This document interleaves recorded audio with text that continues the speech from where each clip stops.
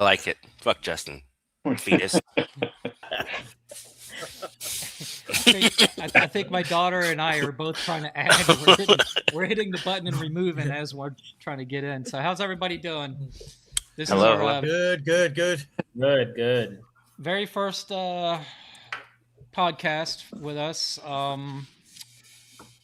Not really going to have any topics or anything like that. We're just kind of wing it. We're not going to do shout outs or anything like that, except for today. I just want to shout out two people that helped me kind of set everything up. One is Adam with Proper Royals.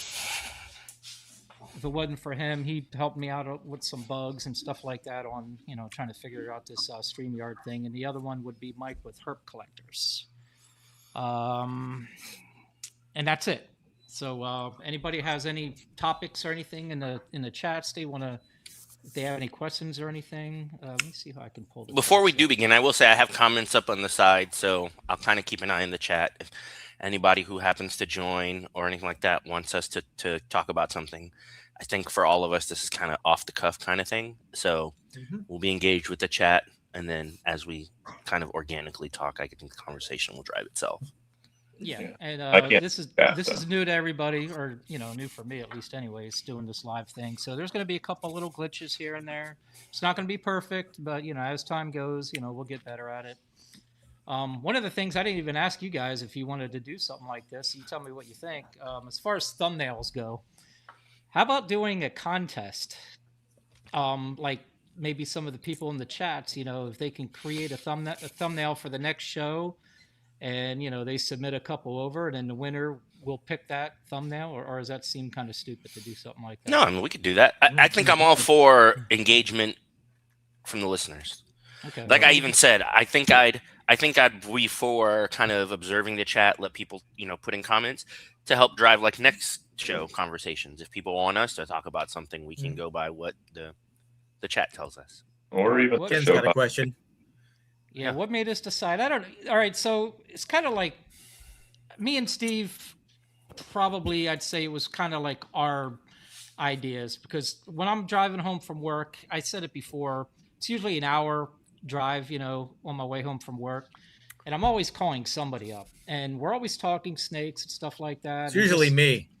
It's a bunch of you guys, but most of the time it's Steve, and half the time the conversation is like, man, some of the stuff we're saying, it's probably something that we should record, because other people may want to listen to some of the stuff we're saying. A lot of it's tips on breeding or just different things in general, so I was like, maybe the general hobby.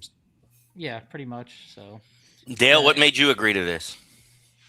Jeremy asked me to, and I said okay. See, a lot of thought went into that. What about you, Justin? Yeah, that's kind of the same. Honestly, I gotta agree with Dale. It's something fun for us all to do together. Something different. Most podcasts, I feel like it's usually a one-on-one thing or maybe two-on-one. Most of them are not. 5 people together, especially like close friends, to just talk and kind of bullshit all together. And it's something unique that's out there. So it's something different. Mine's kind of similar but different. As you guys probably know. Well, no, and you don't know because none of you fuckers joined, but my OnlyFans didn't make it, but I still want to be in front of the camera. So this is all I got. Turns out there's not a market for middle-aged fat dudes. Who knew? Oh, there is. There is. There is. It's somewhere. You're not getting the right audience. You gotta stay committed. You gotta lock in, Don't give up on those dreams, man. Don't give up. You never know what to take off. Facebook's been lying to me. I thought moobs were in. All right, so all right, I just pulled up I just want to try something here. I've never done this before. Obviously I'm the host on here, so pineapple. I have the control. Pineapple. Let me see if this works. Let's see what happens. Whoa. It does work. All right, cool. So what? I was gonna figure out how to remove it. Oh, what the hell? I didn't even notice a little kid. Where did it come from? That's my granddaughter. Like, I don't remember her being there. I don't remember that kid being there. All right. Whoa. Yeah, that's a good one right there. Speaking of OnlyFans. This could get awful. Oh, I know. Mm-hmm. Dude, a lot of people don't know Scared about with that. Jeremy's pictures. Mm-hmm. All right, I don't. Hang on, I got to see how I can remove the picture. You guys are Oh, wait. getting access to our chat and You are getting Jeremy's access to Photoshop abilities. All right, Casey. How do I remove the picture? Hang on. Oh, here we go. Remove from. All right, I got it. Oh wait. Nope, you just got rid of Steve. I think They got my rid of Dale. family don't even know about that tattoo yet. So You guys are about to have the rest of this chat not looking at Dale, but looking at Justin's Sheeta. It's all Dale. Casey, remove that picture. No. there we go. There we That go. looks We Yeah. can go ahead and wrap up the episode with this one here. Hey, by the way, that is not me. That is Steve photoshopped that somehow. So That That's is what we're definitely going you. with. I don't know. All It agreed. definitely looks like you. Jeremy and Drag. how do I remove these pictures? I told you we're gonna have some bloopers in Oh my god. right here. You just click on it. There we go. There you Oh, I go. just click on it. Up, It goes, up, oh, there All you right. We're Now I good, got Jeremy. He said, "How do I remove the pictures?" And her answer was, "Just click on it." That lets you know everything you need to know about where we're going to be with this podcast. That's it. He was like, "Right click or left click?" Let's see. Did we lose some subscribers? Something I'll be doing for most of these. A little shout out. My shout out's going to be right now. I'm trying this. It's really good. Strong hints of vanilla and cocoa with some baking spices for you bourbon drinkers. Hard Truth. Newer distillery, been out since 2019. Putting out good stuff. Nice. All right, so I guess we could kind of like introduce ourselves. I'm sure a lot of people already know, but like when we started and all that. And I know that's like all of us has been on podcasts before, and they all ask that same question. But I'll go first, I guess. 2016 is when I got into this. Started breeding around 2017. Started doing shows. I think probably late 2017, maybe early 2018. So it's about 10 years. That's it. That's me. Dale, you're next. What species do you have, Jeremy? Yeah. All right. So, oh god, there's gonna be a little list there. So we mainly ball I'm sorry. Do you have pythons. somewhere to be? You know, I'm gonna fucking mute your ass. You know, I can mute your ass. You know that, right? Goddamn fucking milk dud head. All right. Anyways, ball pythons, boa constrictors, red-eyed skinks, crested geckos, Achimonitors, tortoises, Iguanas. red-foot tortoises, rhino Iguanas. iguanas, yeah, pied Pectinatas. pectinatas, ASF, Norwegians, and mice. And am I leaving Humans, anything? at least 2. Oh yeah, yep. And I think that's it. I might have left something out, but I think that's it. Dogs, cats, mice, rats, flies that don't die, little gnats, you know, all that stuff. So No-see-ums. You call them no-see-ums? Those are the ones you can't see. all right. Who's next? Who's up next? You are. Steve, why did it look like you had kind of like a mohawk there? I don't know. Only My hair's kind of all spiked up. Mr. Steve Morphs Petty's out of Brooksville, Florida. oh yeah, and a green tree python coming to me soon. Whoa. Jen Kate, Started congrats. breeding She, probably around 2012, 2013. Started around there with ball pythons. Basically, just do ball pythons and some redfoot tortoises when they hatch. That's all my species. Now, what year did you get your first ball python, Steve? That would be 1986. Just curious. Justin, what year were you born? 1999. Steve's first ball python probably died before you were even created. What did we say backstage? Steve sold his very first snake to George Washington. Yeah. yeah. There's a joke. We had an inside joke for you guys. Because I'm 82, 80, was when I was born. I said, what does Steve have in common with my parents? They were both picking up baby shit around the same year. I'm a little old. Go, Justin. 2 years above me. My name's Justin. I'm Morph Jungle out of Boca Raton, Florida. I guess I got my first ball python in 2006 when I was 7 years old, and it's been pretty much a ride since then. One thing led to another. Started as a hobby for a long time, and now I do it full time for a living, just like a lot of these guys. So it's been a pretty crazy ride for sure. Wait, why you say it like that? Now you do it full time for a living? Because I did it as a hobby for a long time. I did it as a hobby for. Well, that question came. What job did you have before you bred ball pythons full time? I didn't have a job. I was in college. That's my point. I started college when I was 15. He's like, just now, and by just now, guys, he means from the moment he could actually legally file taxes, he's been breeding ball pythons. You worked at a restaurant or something, though? I did. Well, yeah, I did that as a restaurant, but that was like part time. I worked like 2 days a week, so I don't really count that as like Yeah, it's still working. But I did it actually to pay for rodents. That's what I did it for. So you're up, Miguel. Hey everyone, Miguel, perfectly engineered reptiles. Yeah, we got that part. Move on. I am the token brown guy. It's just so nobody. I'm by far the smallest breeder of the bunch, and I am technically Dale too, or Jeremy too, but I do this as a hobby. It's a hobby for me. I have a full-time job, and but I got my first reptile in 1999, and started acquiring snakes 2019. But for purposes of that matter, I'm a COVID breeder. I didn't start breeding until 2020, so COVID breeder. Ball pythons, file snakes, and boas right now. I did have some other stuff, but I kind of got out of it. Kind of focused down, and then my career kind of got in the way. For those of you who don't know, I'm in IT, so that's what I do for a living. But snakes is how I met these guys. Miguel, let me ask you something. How say your last name? Montijo. Okay. Montijo. So J makes an H sound in Spanish. So as far as like if we can anglicize it as much as we can, it would be Montijo. I think I called you Mantigua and a bunch of other. I've gotten a bunch. I've gotten Monaho. I've gotten Mojo, Monago, Mojito. I think I'll just go with Milk Dud Head. Milk Dud Head is a new one, but Yeah. Dale? Right. Nope, we're not going to do Dale. Yeah, fuck Dale. No, just kidding. Come on, Daryl. Well, if we're gonna go back to the first snakes, I don't know. Probably when I was like 7 or something, we accidentally bred garter snakes, sold them to the pet store. But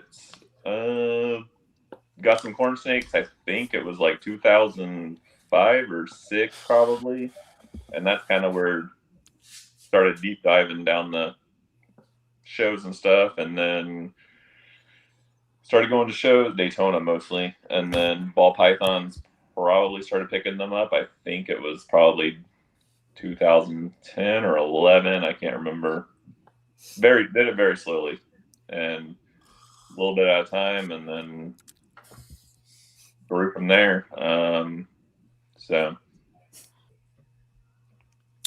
now I think just Jeremy's for the purposes of knowledge of the panel, right? I think so me and Jeremy are the only ones who aren't full-time breeders without other jobs, right? You other three.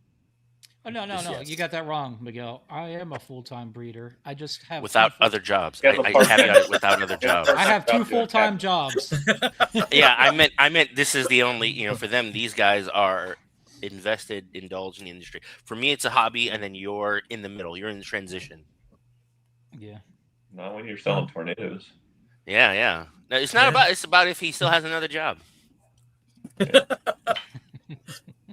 I'm gonna take it down here really soon to like 4 days a week at my other job, though. Take all the Fridays off. Make 3-day weekends. That's the start. Yeah, for those of you who don't know, Dale is a bouncer at a local St. Pete strip club. Close to St. Pete. That's from you.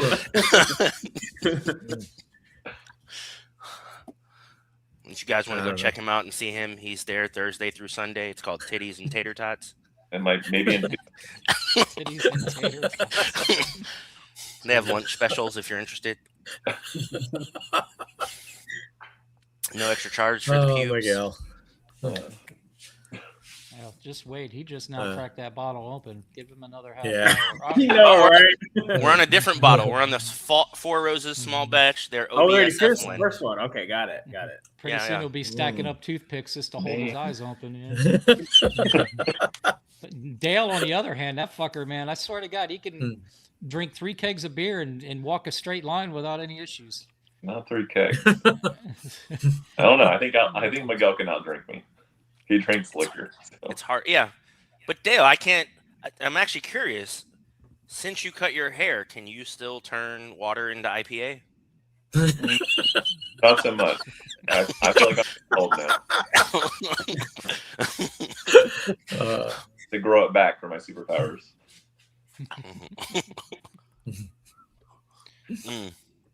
Okay, so what should we invest what the rest of this time in as far as like I mean, I'm sure everybody's loving the small conversation, but what about snakes should we talk about? Let's talk about some accomplishments that we got last season. Some of the snakes that we made that we were waiting to make for a long time. You got the most to gloat about, so you go last, Jeremy. Yeah. All right, I'm gonna go grab me a beer real quick. Hang on. Yeah. Okay. Steve, start us. Age before beauty. I'm big on Zebra Project. Everybody knows that. About 2 or 3 years, probably in trying to make some stuff, and finally this year we made like 3 or 4 different Desert Ghost zebras. We made 3 TSK zebras. That was like the highlight, because when you're working on projects for so many years and you actually finally make it. I mean, because every season it's been like you hit one or the other, and then you have them shed tested and they come back negative. So it's kind of a kick in the nuts. So then you finally hit it after so many years. It's really rewarding, honestly. But yeah, that's my favorite project right now, and those are the ones that I really wanted to hit. I know, Justin, you hit a bunch of nice ones this year. Yes, for your Ultramel Sunset project. Yeah, that's probably my biggest project is Sunset Ultramel, and I was fortunate to hit 4 total for last year. Amazing. And 3 of them being combos. And I think I would say, like, besides that, the biggest animal I hit is when I teamed up with Jack from Performance Pythons on was the 2 Hypo DG Xanthics, one being pastel chocolate and the other being pastel super chocolate Hypo DG Xanthic. So those are pretty cool looking too. I remember we were talking about that project, and I was like, I can't get my girls to go. They went for me the first year. They never went again. Both of them are building right now. Wow, that's great. So they're breeding. So I have a shot. Yeah, but it should have been 3 years ago. But no, that's okay. The thing is, like, there's a project, I was actually talking to DJ from Reptiles for Centuries for a little bit about that. Yep. I feel like that's a project still, like, it takes a long time to work on that project. Not many people working on it. So I think, there's still plenty of years left for that project to, be at I think such on both sides of that. You say because people aren't working on it, or you think that too, and I think it's. I mean, at the end of the day, it's still a triple recessive. A plain day with anything, it's triple recessive. Still hard to hit the end. At the end. We'll talk about this later, but it's something that you said when you said that. I'd like to, and that is the impact of shed testing, because you're saying it's a triple recessive, but what's that mean in this new era of breeding? But anyway, go ahead. I'm sorry. Miguel, let me ask real quick. Are you getting that question off of Ozzy's email that he sent out like a week ago or something like that? Oh, I'm not a part of Ozzy's thing anymore, so. Okay, all right. Because he did send an email out. He's talking about how the shed Oh, testing. I did read that. Yes. No, I didn't see an email, but I'd even questioned it. I didn't think. Okay, I'm not saying it's a bad thing, and I'd like to let everybody talk about their accomplishments before we jump into the shed testing. But I did say this would drastically, and anyone. It's not like I had insight. We all knew that it would. Absolutely. It would speed up the recessive game dramatically. I completely agree. And you get rid of all the crap too. Now, I think there's a conversation to be had. In other words, that's not an all positive thing. There are some negatives to that, in my opinion, but we'll get to that after.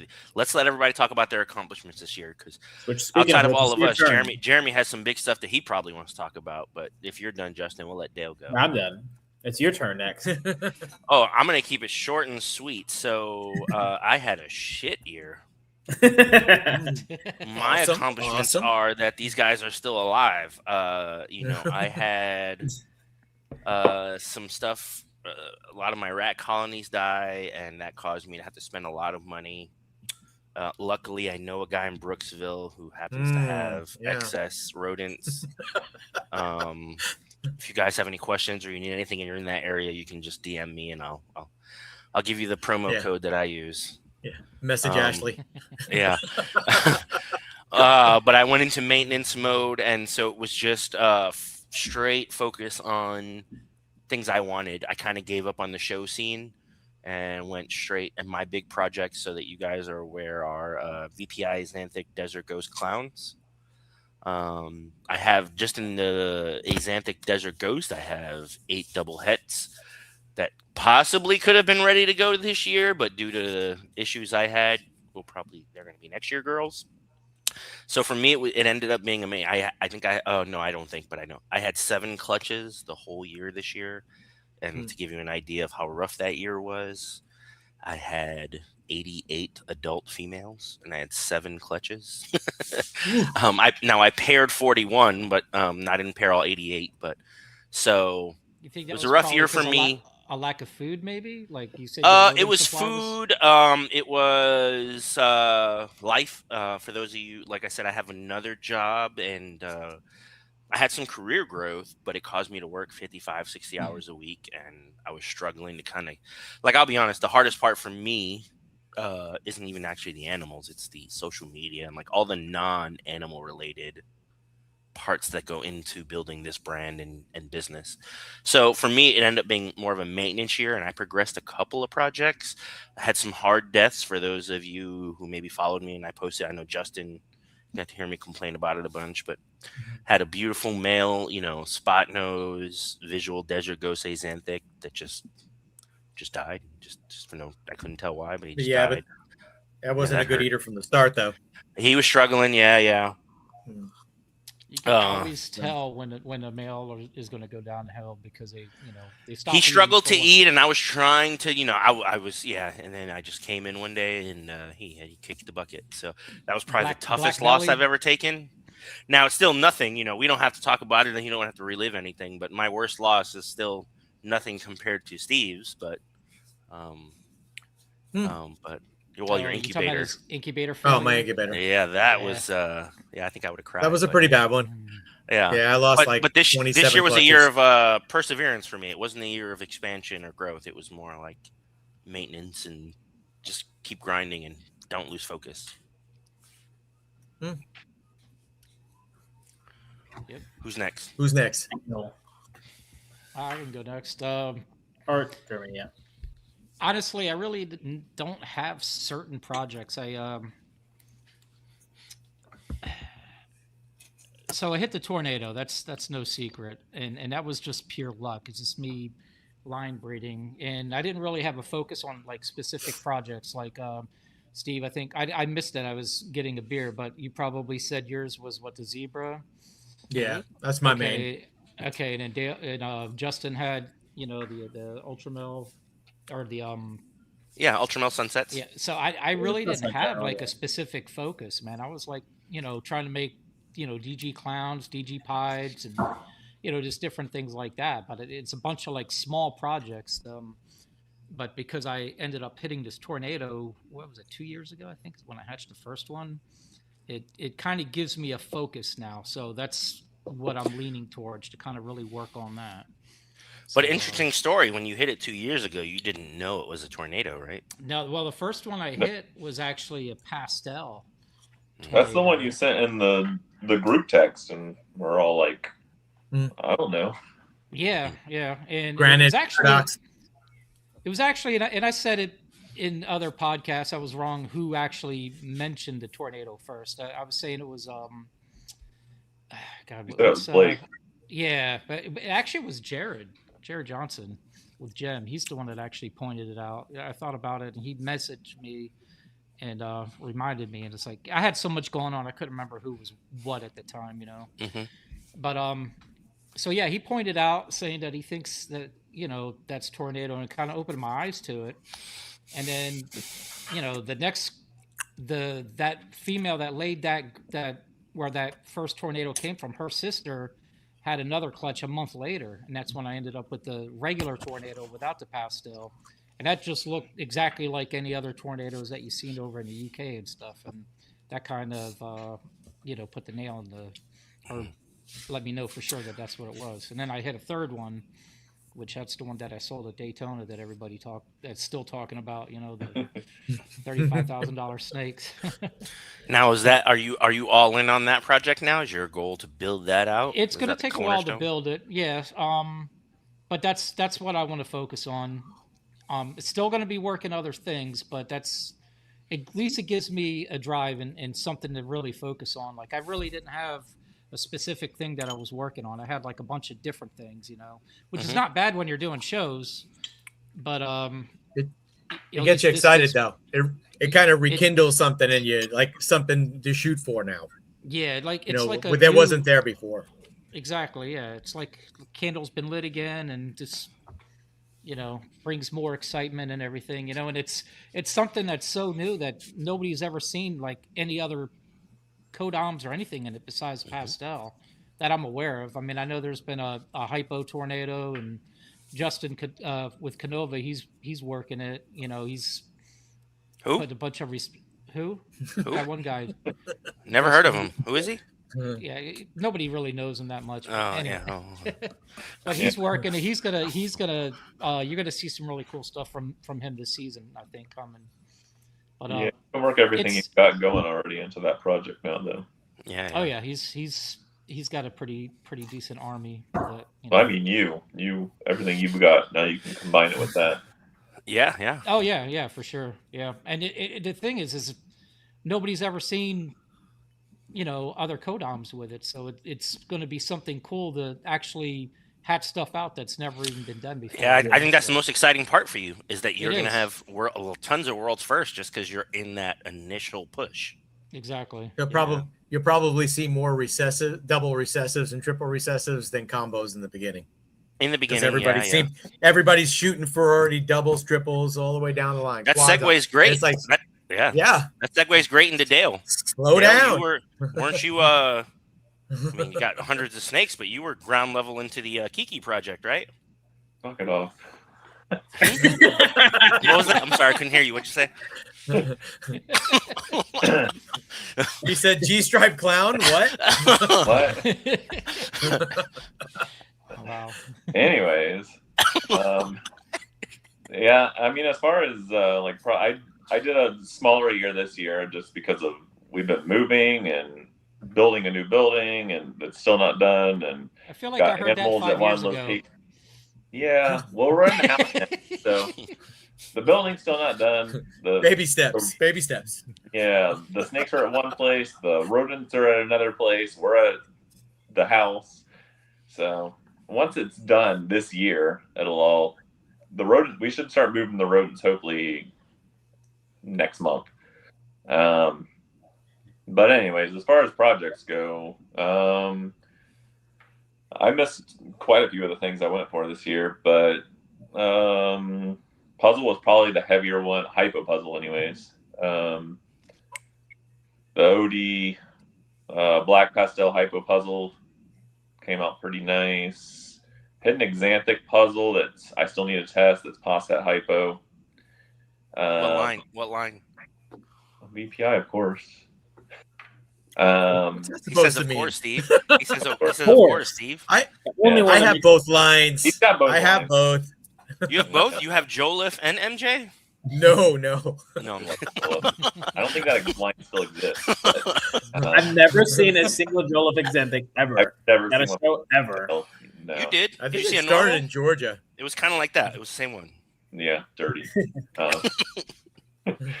I got lucky, and one of the females proved out that I held back, or that I made that a male I didn't even know was hypo. Made a inchy DG hypo clown. So hopefully I'll make more of those right now. I got a girl that's getting ready she's building. She should ovulate soon. So possibly some acid chocolate hypo DG clowns if all goes well. And That'll be dark, Yeah, you right? show that stuff Go on stay your around Instagram. puzzle. You made the GHI Hyper Puzzle. Those were really cool. Yeah, I made a pastel possible orange dream, which is I'm starting to think it's orange dream at this point, but I need to test it as well. Which That's one you brought to the show, ain't it? In Tampa. Yeah, as a baby, it's starting to get oranger as it gets older, though. So, if it doesn't sell, I'll keep it. But it's on Morph Market. If anybody's interested. Shout out to everybody. Check the page out. Yeah. So you had a GHI puzzle, hypo puzzle.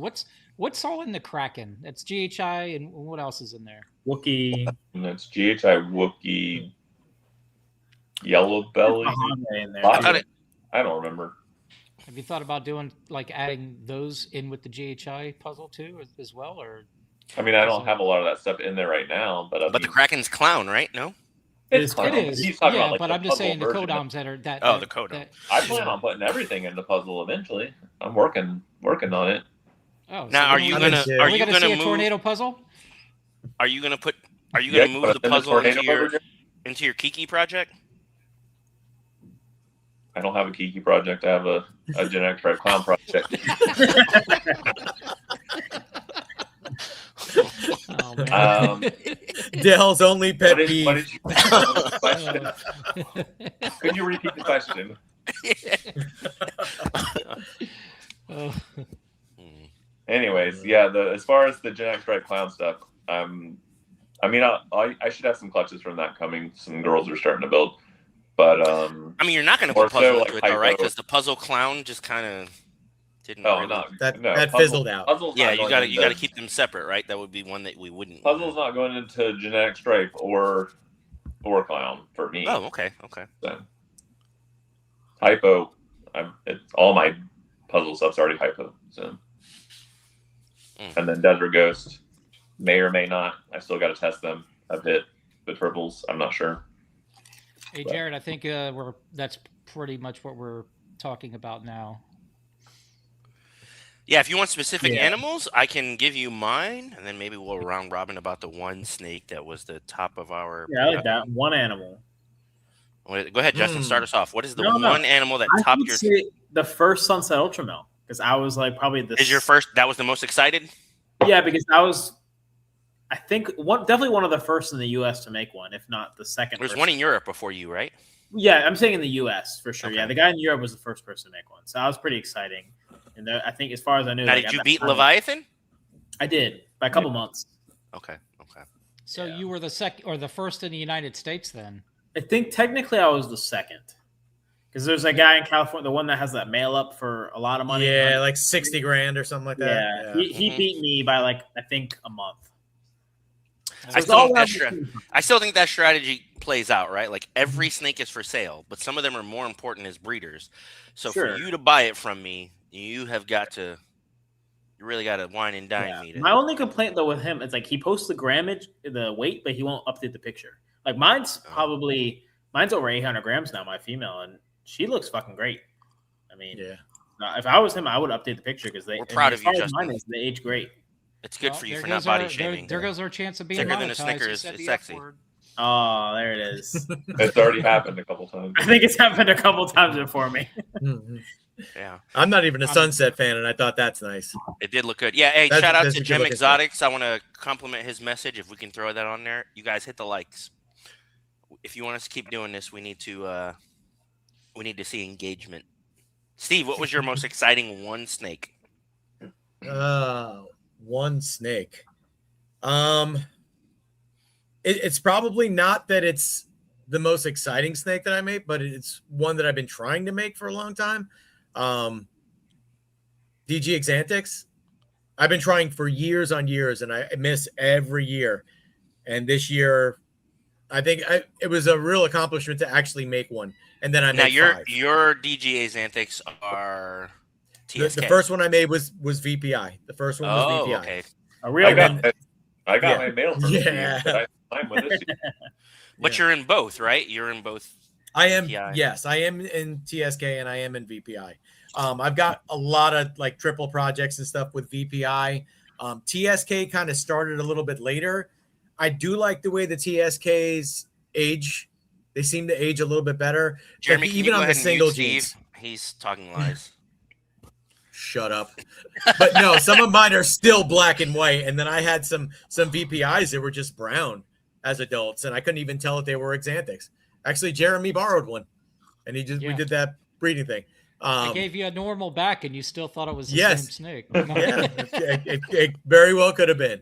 I'm not saying all VPIs are like that. I mean, I have some nice VPIs, but for the most part, I mean, I like TSK a little bit better. I think that sad to see JD getting out. I think it benefits, and shout out to JD, you mentioned him, but that's a good study into line breeding. I think VPI being so popular, people would buy the cheap, less expressive ones and breed those, and so it's a much wider spectrum of VPI, and there are less expressive VPIs, and where like TSK had somebody to kind of champion it and focus it and continuously put the best visual representation in, and a lot of people built from him. So I just think line breeding has benefited TSK, where VPI is just everywhere. I agree with that's something me and Jeremy talked about. Yeah, line breeding anything is going to come out better. Absolutely. I mean, if I still question now: has everyone proven? I could be talking out of my ass, but is super OD or high intensity OD, is that just a line bred OD, or is high intensity OD a thing? No, I think they shed tested it, didn't they? And it came back as the same things. OD. Yeah, it's just line bred OD, right? It's just that it's a really good example of OD. Yeah, I would say. Yeah. So yeah. I mean, and that goes to when you get into Aussie stuff. We focus on. Well, I mean, it's not that it's Aussie, but I think. Well, I think whenever you focus on a gene, a lot of their stuff. Yeah, whenever you focus on a gene and you yourself spend 10 plus years building out a project, you will have a good example and be able to propagate that through the hobby. I think because we focus on combos and triple recessives and double recessives, we don't focus on making a gene the best. We focus on making combos the best, and the genes themselves do not get the best representation. Yeah, ball pythons are one of the few like animals that people don't necessarily focus on. Well, because we have so many genes. When you look at other species, there's like 20 genes, and not the quality of the animal. Correct. Yeah, I agree. To answer Jared's question there, the thing that popped up weird in mine was the tornado, but that's not something that needs to be isolated. But anyway, anybody else have anything that weird, like maybe like an incomplete dominant or something? That I do have one. Oh. I bought a bamboo mahogany het clown from Gulf Coast, which we all know personally, but for those in the chat who don't know, Joe Kenny. Yeah, Joe Kenny. And every bamboo that I hatch is pixelated. It does not make normal bamboos. It makes these granite pattern bamboos. Now, if I don't hit bamboo, I don't get it. It's only in the bamboo. I have them back here. I'm not going to pull out snakes. I don't think we're doing that for a show. Have the daddy gene. No, we're not. Yeah, but something presents in them, and it's only with bamboo where it just shatters all of the... So I kept a couple back, and I'm going to try to shoot some. I don't know where it's going. Bamboo is so strong and so over-dominating that I don't really know how much I should be investing into that project, but it is something that's interesting. I didn't have anything that like popped up different. I had made some hypo stuff from stuff that wasn't supposed to be het hypo. Stuff I got from the Bells years ago, like DG stuff, and I bred hypo stuff to it, and I actually got hypos. Had the female shed tested it, and she came back as het hypo. So then I had to track back a couple of years, and I have 3 girls that I was raising that were combo double het DG zebras, and I tested all 3 of them, and 2 of them came back het hypo. So they're triple het. So I just sent out a bunch of shed tests yesterday. Like now I do have an animal I'm waiting for. Like I did spend $50,000 with the Prince of Nigeria for the red ball, so I'm just waiting for my. Yeah. Okay. I could have gave you a bell and a thing of food coloring if you like. Kool-Aid for a lot cheaper. You know what's funny is there's a lot of stuff that the Bells, like the cryptic popped up in the Bells stuff with the Desert Ghost. Yep. It did, yeah. You know, so that's where the animal that produced the stuff that ended up being het hypo from that I made the DG Hypo Clown combo with. Mhm. The male was not listed as hypo that I made all that stuff with years ago. So Oh, I just texted you guys the other day. I had for confirmed now rainbow pop Yep. up in all of Yeah. my highway and I gravel. seen that. Yeah. The one I That's was pumping crazy. out. You know, that's not you that- know what's we don't have to talk out about it there. now. It's just something I do want to mention. Whoa, Oh, Jesus whoa. Christ. Save that one for later. Yeah, Whoa. We can talk about that. Those areolas are intense. But That's Gulf Coast, in case anybody's wondering. yeah. Yeah, no, I made some animals last year. Actually, not last year, 2024. That I expected were rainbows from those, but obviously, I don't have any rainbow animals, so I just Speaking of they rainbows, were. Oh, God. Ugh. But For yeah, his age, he has amazing abs. I bred that original male back to a confirmed disco fire het rainbow. It was the male's a pastel inchy GHI super gravel, and made a for sure rainbow this year. So I'd love to see like all that stuff's het what would rainbow. that be? Cosmic Would that be rainbow. the freeway, right? A freeway rainbow. Well, so all my stuff's Were you- gravel, so it'd be Oh, highway. so it'd be a Super super brown. I do. I have a Highway. highway rainbow. It's actually here at the house. That's the one you made the other a year and a half Correct. ago. 24. So I made a highway Did it have rainbow. a lot of purples? A lot of purples. Yeah, It it looks actually does not though. it which looks is good weird. though as a baby. Yeah, and Super it's gravel version will look way Mhm. better. super gravel. I agree. And then I made a So wait, what happened to it as an adult? Did it just Hinge mellow Not out? adult yet. Yeah, and then I made that one, and I made a pastel GHI Hinjuoma gravel rainbow 2 years ago. Also, that one has a lot Yeah. of purple. Sam has those, right? Yeah. They're here at Who's the house, Sam? actually. Who's Sam? Who's Sam? I mean, they don't know. Do you think the chat knows Oh, Sam? that's true. That's true. Sam is my loving fiance. Loving fiance? She's standing right Yeah, behind him if he loving. says anything wrong. It's a left hand to the hey, face. when's the big date? When's the big day? We haven't got that far yet. We're getting there though. Okay. I'm surprised she said yes. I'm just I kidding. know, right? It's all thanks to Miguel was a big part of that, by the way. I was Miguel. not. They're made for He each other. was. Yes, I he contributed a tiny piece. You contributed a couple times, I feel. At the beginning, No. like our first actual date together, you were there, part of it, and then I was our there night. you helped me out with the proposal also. Bruised to prove. No, I'm just kidding. Shout out to Miguel for that. For sure. If you've not met his fiance, she's amazing. She's awesome. Better than he deserves. Shout out to Sam. Good so, Lord. So Justin, the rainbow. So what is a single gene rainbow recessive, correct? Yes. How well do they age from as babies? I don't know too much about rainbow. So I would assume it's Do kind they of like keep the ruby eyes into adulthood? That Yeah, I would dark- say it's like like similar dark to like red lavender eyes. and like Candino, like the deep Yeah. deep purples and stuff like that there too. Okay. It's similar. That's to that so odd because that's not a gene that's really passed around a whole lot. No, it's For not. it to pop up in your No, collection. for That's random. what I said. That's weird. I think the Literally. price point hurts it because I do think they look really cool. The Yeah, problem, it's the same problem I have with like Monarch. What Like is the Monarch price and point? Ultramel to me, they're though they're pretty expensive. yeah, though they're different, the price points are so different, and Yeah. I don't see the reason that like if you were into that form of Yeah, but Ultra albinoism, better why than- would you go with Monarch? Like Ultramel's Yeah. the clear winner, and not because it's better or anything like that, but price point. Like you're telling me that shades of yellow at $1,000, I just don't buy it. I would compare the price points literally though with Monarch and It Ultramel is. versus It is. Rainbow and Labrador. Like it's like Yeah. Monarch's what 5x Mhm. roughly. Ultramel maybe a little bit more. Same thing with Monarch. But I like Rainbow. I I'm think it taking actually it ages to pretty Rainbow. well. I like the dark, like what I had a couple of rainbows for a while. The dark ruby eyes, they have like this blood orange eye color that's different than most albinos. Candinos, Toppinos, whatever you want to call them. I wonder if rainbow's allelic with And any of those. They ate. I think somebody I don't did think it. so. I, I thought. think I had they worked heard that. somebody had done it and it wasn't. I don't think it is, but they all age fantastic. They look amazing as adults. The problem do. is that it's hard to alter their palette. You hit a point where you just can't do much with them. Well, it's They're the just- same as lavender. I mean, there's still stuff you can do with it. The problem with the toffee and the candy, which are the same thing, Mhm. is the fact that it was allelic with albino. Yeah. Yeah. That's when it dumped. And what's crazy, I'll give a shout out to It hurt Steve it. here. I go visit Steve often, and he had candy for a while. I But did. I would look at a. He had candy pies, and we all know what lavender pies look like. The candies blew it away.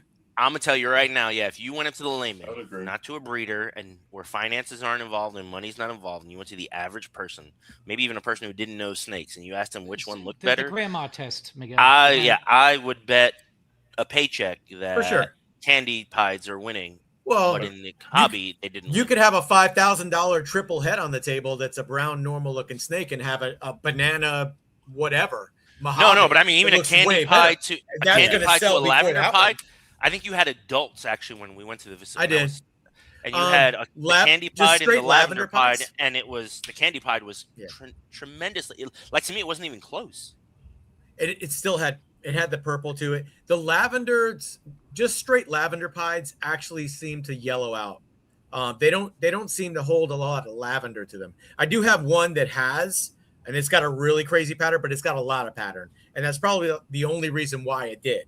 But the rest of my other ones, they just look like kind of washed out, like But you would almost agree. albino-ish. I'll segue into this a little bit, and we don't have to totally divert into this, but that's where marketing comes into play. And I'm not saying, we're not calling out names or anything like that, but lavender had backing of some of the bigger names in the industry where candy didn't. Absolutely. Just visual representation, though, I thought candy was the clear, this is way cooler to me looking. It depends on where you go with it, though. I mean, what genes? Yeah, we can talk about codoms and what you put into it. I have some nice lavender stuff, but I never put anything else into it. But as far as like visually, it looks great as adults. Mhm. But I don't have pied in it. I don't have clown in it, stuff like that. So Actually, put the right my genes nicest lavender, the nicest lavender adult I have right now is a lavender VPI. A snow, right? That age Was that a lavender it's snow? It's a lavender snow, and it just aged amazing. You know, it's just a great looking snake. But lavender in itself, I mean, you start adding like Enchi to it, blackhead, yellow belly, orange dream. Dark Yeah, genes, you're gonna right? get some really nice color out of it. Candy. That's what I'm doing. Keeping the. I think candy's a little different. I still have a trio in my collection. So before I sold off all my candy stuff, I actually bred a zebra to one, just to see if I can make a zebra candy. That would be cool. Why not? Yeah, that'd be cool. Yeah, I'm growing up some triple head candy clown pies right now. Keep hypo out of it, though. yeah. Hypo would mutes mute it. down I a feel like, lot. right? It would mute it down. Yeah. Definitely. Hypo kill it. I think dark genes are going to be Yeah, but- key to those albino genes. Hypo has made Contrast. such a huge comeback, though. Yeah, but you don't want to years ago. Team negative stuff. Right. But just hypo in general. I mean, think about it. Like 8-10 years ago, nobody even cared about hypo. It wasn't a big deal, and I didn't get into Hypo- hypo. people the invested first in it. couple of years I was in Hypo used to be because it today's was pastel. So negatively talked about. Oh yeah, and it was the cheapest recessive out there. But I avoided it. right now, by far, it's making so many other genes look that much better. I as think adults. it's my favorite recessive. So All right, here we if go. you Here we take go. like, Our first Uh-oh. controversy. I feel like we have to have a hot topic, like something that will get Uh-oh. people talking. No, wait. Will. Now, if you want to, I agree. Want to, I agree, Will. If I you want to can't step read it. out, Well, see, you don't really see much. I mean, when was the last time you've really seen like candy stuff pop off? well, I think a When lot we of put the, them out. I think a Years lot of ago. the albinos are slept on. I think we moved on from them 100%. because they felt like, and so they're just not work. They'll come back. I think things are cyclical, so they'll come they back. make pretty Real pets. soon. They're One of never- the most beautiful snakes is a black pastel Candino. Mhm. The contrast Absolutely. of black pastel in the can is Even without Candino, black pastel candy is still really nice. Yes. I have an adult Yeah. black Gorgeous. pastel lavender girl that I still have, and she looks Yep. absolutely phenomenal just as an adult. no beautiful animal. I don't know. That was the last I- that was the last I- candy related animal I had was a black pastel one because it was just so beautiful. I think when the What do you price guys- what do you guys dropped, think everybody about ran. adding- Yes. What do you guys think about They adding ran from paint in the candy?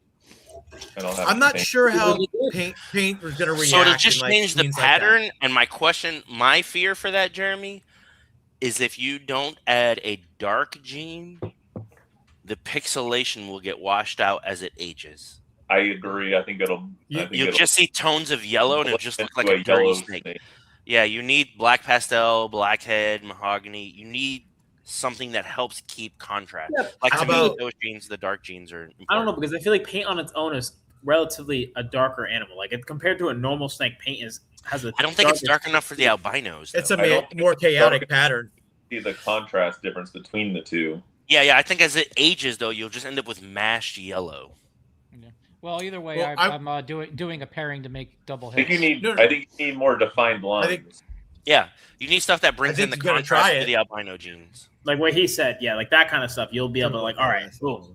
Yeah. For sure. Acid, blackhead, Yeah, mahogany. you'll be in your face because black the pastel. contrast being so dark was so light. It helps really keep pop. so that as it ages, and we all know that ball pythons, we call it brown out, but whatever, they lose a little bit of their definition. That contrast will help keep some of that definition into adulthood. Yeah. It's gonna bring out a lot of those purples too, because you have that the deep contrast there too. You'd be like pretty really cool looking animal. Now, Jeremy, what do you think? I don't know all the genes in your collection, but your future plans for. I mean, because you have the kind of the newest, freshest gene on the market. What are your plans? Not recessive code. What codoms do you want to introduce into Tornado? Well, I'm hoping I have 3 girls that were actually bred to the original pied female that carried the tornado gene. I'm breeding 2 of them this year, and they're blackhead, Mojave, Huffman, double het hypopides. So those 3 girls are 50% het tornado. I'm hoping that at least one of those end up proving out. So would you say blackhead, Mojave, Huffman? yes, yep. Huffman, I'll tell you right now, I saw some of the best pieds you've ever seen were on Steve's table. Huffman pieds look crazy for just being Huffman pieds. That's where They're I got copper. my stuff from. They were nice. From Steve. Yeah. So I actually got a blackhead Huffman Mojave hypo from him, and I bred it to a super enchi hypo, and God, we got like 9 or 10 eggs, and those things flew off the shelves. They're like, they're just all hypos, no other, recessives. They look or good, anything though. like that. They look do really look good. good. Yeah. So I don't know enough about Huffman. Is that in the complex? It's in the black pastel complex. Yeah, it's it's in the similar black to black pastel. pastel. Like on its own, it looks So a lot like black pastel. And I just recently Right, found but is out. it allelic with Inchi? Yes. Yes. I Yes. can't remember who it was I asked, but I was asking that. It might have been in the chat with you guys. I can't remember, but Well, it's in the 8-ball complex, I so don't it's read allelic. Yeah. yeah. It's been proven to be in the 8-ball complex. We were talking about But paint before. Now, Okay. real quick, I just want to get this in before. Yeah, go for it. Because I'll forget it. Okay. And when he's done, I'm gonna go again. Paint with Desert Ghost. What do you think it's going to look like? A lighter Did somebody version. make that? Well, I'm See, just. that's the thing. This is what I'm That's an saying. interesting question because Desert Ghost Well- with granite genes, Well, I think is what you're asking. Yes. Now, Does it yes, clean it up is. too Wait, much? You're That's gonna the make me problem. forget, Miguel. Yes, He- Desert Ghost cleans shit up. Jack has a Cosmos that's Desert Ghost, and I didn't even know it was a Cosmos. I'm Cleans it up afraid too much, that right? Desert Yeah. it's going to clean it way too much, I- and it's not going to look like it. It may look like I a agree. Harlequin Desert Ghost. Well, those know what I are mean? that's an interesting discussion for genes that contrast each other because granite genes, by their nature, dirty up a snake. They pixelate it, and I Desert think you'd Ghost, probably by be its better off nature, going with a lace. yeah, Desert Ghost, by its nature, cleans a snake. So you have For two sure. genes fighting to do what they want to do, and Well, if wouldn't Desert Ghost Hypo wins, you clean end too up as with well? something that doesn't look that great to me. It's Probably. not Not like like not the to that Desert degree. Ghost. though. Hypo kind of frosts it. Yeah. It's Okay, more 'cause I of have a a hypo frosting paint. with hypo. Yeah. Okay. Yeah, I feel like but now- hypo doesn't really like change the pattern much as far as like No. DG actually will change. It just the pattern. coats the It color. does. Yeah, Yeah, basically. DG does change Yeah. it. Yeah. Like just like with puzzle, for example. Puzzle's a great example. Puzzle DGs. Well, you want arguably those are sharp lines much with puzzle. more reduced It than takes a normal puzzle. it Or takes- puzzle Can hypo. we, Jeremy? Can we But they're- bring up Gem they're Exotic's clean, though. last comment? That's something Yeah. to talk about. Yep. You We gotta should ask my daughter. She's the one doing that. And when you I ask can't- me, she'll click it, then I'll click it, and it'll make So it. I'll go read away. it and then we'll talk about it. On the topic of BLT, do you plan on working backwards towards Uh-oh. any linear directions to offer a lower point of entry? So for those of us who are working projects, are you always just progressing them, or do you think, or does show and morph market come into plan where can I make some entry level into the project stuff happen? Or is that just a natural thing of byproduct? We'll start with Steve because I think he's the biggest breeder. That's between him and Dale, but really, you Well, I two. think this question pertains to BLT. That stands from, imagine, the bottom line tornado, correct?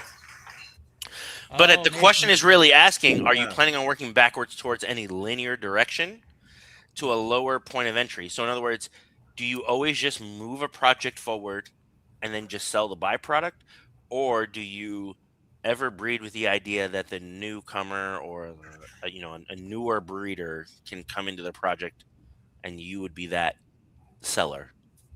Well, that question is towards me because if it is Yeah, the I'm saying online it's towards tornado- Jeremy for sure. Yeah. That's kind of a But I hard mean, that's a question that we can ask towards any project, towards No, for double or sure. triple recessive. Yes, but Yeah.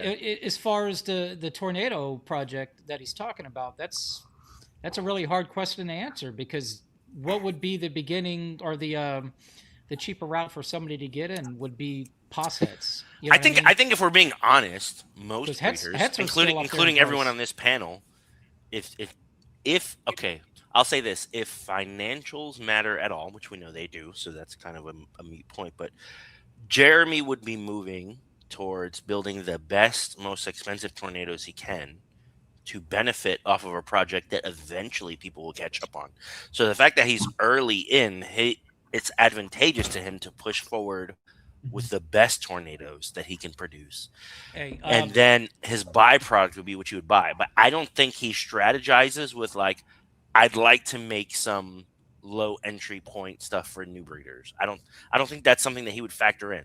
That would just naturally happen based on his byproduct. yeah, well, I agree. the byproduct right now there is no low entry, to be honest with you. That's why I said the question is really hard to answer. I mean, yes, in 5 years from now there would be, but it wouldn't be purposely done. It would be like you said, the byproduct.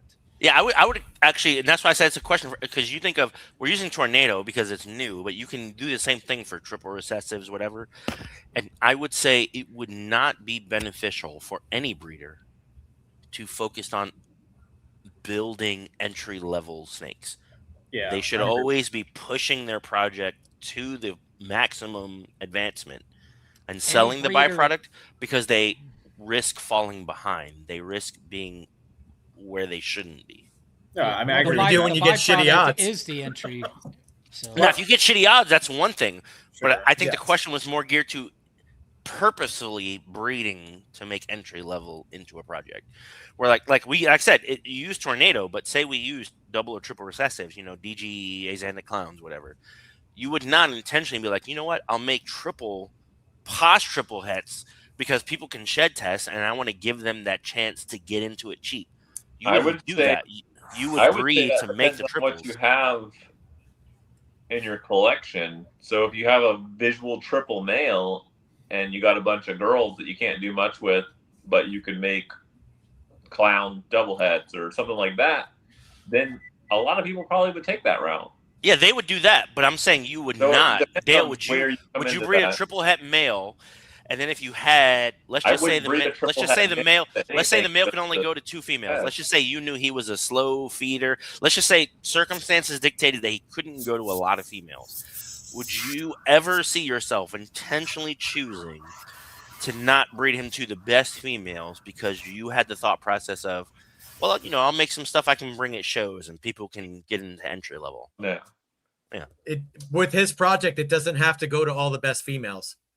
He could literally, if He's starting right now. He's got tornado's different. Yeah, anything he breed puts it to is going to be breed it banged. to everything, and it's going to be the first time it's ever made. So it's like you don't really have to use the best females in your collection for a project like that. You don't have to. That comment. I want this. You don't have to. I 100% agree with this. What Leviathan says. Yeah, 100%. Because the whole point, in my opinion, and some people may not like it, the whole point of moving backwards to me makes no sense. Like, yeah, I agree.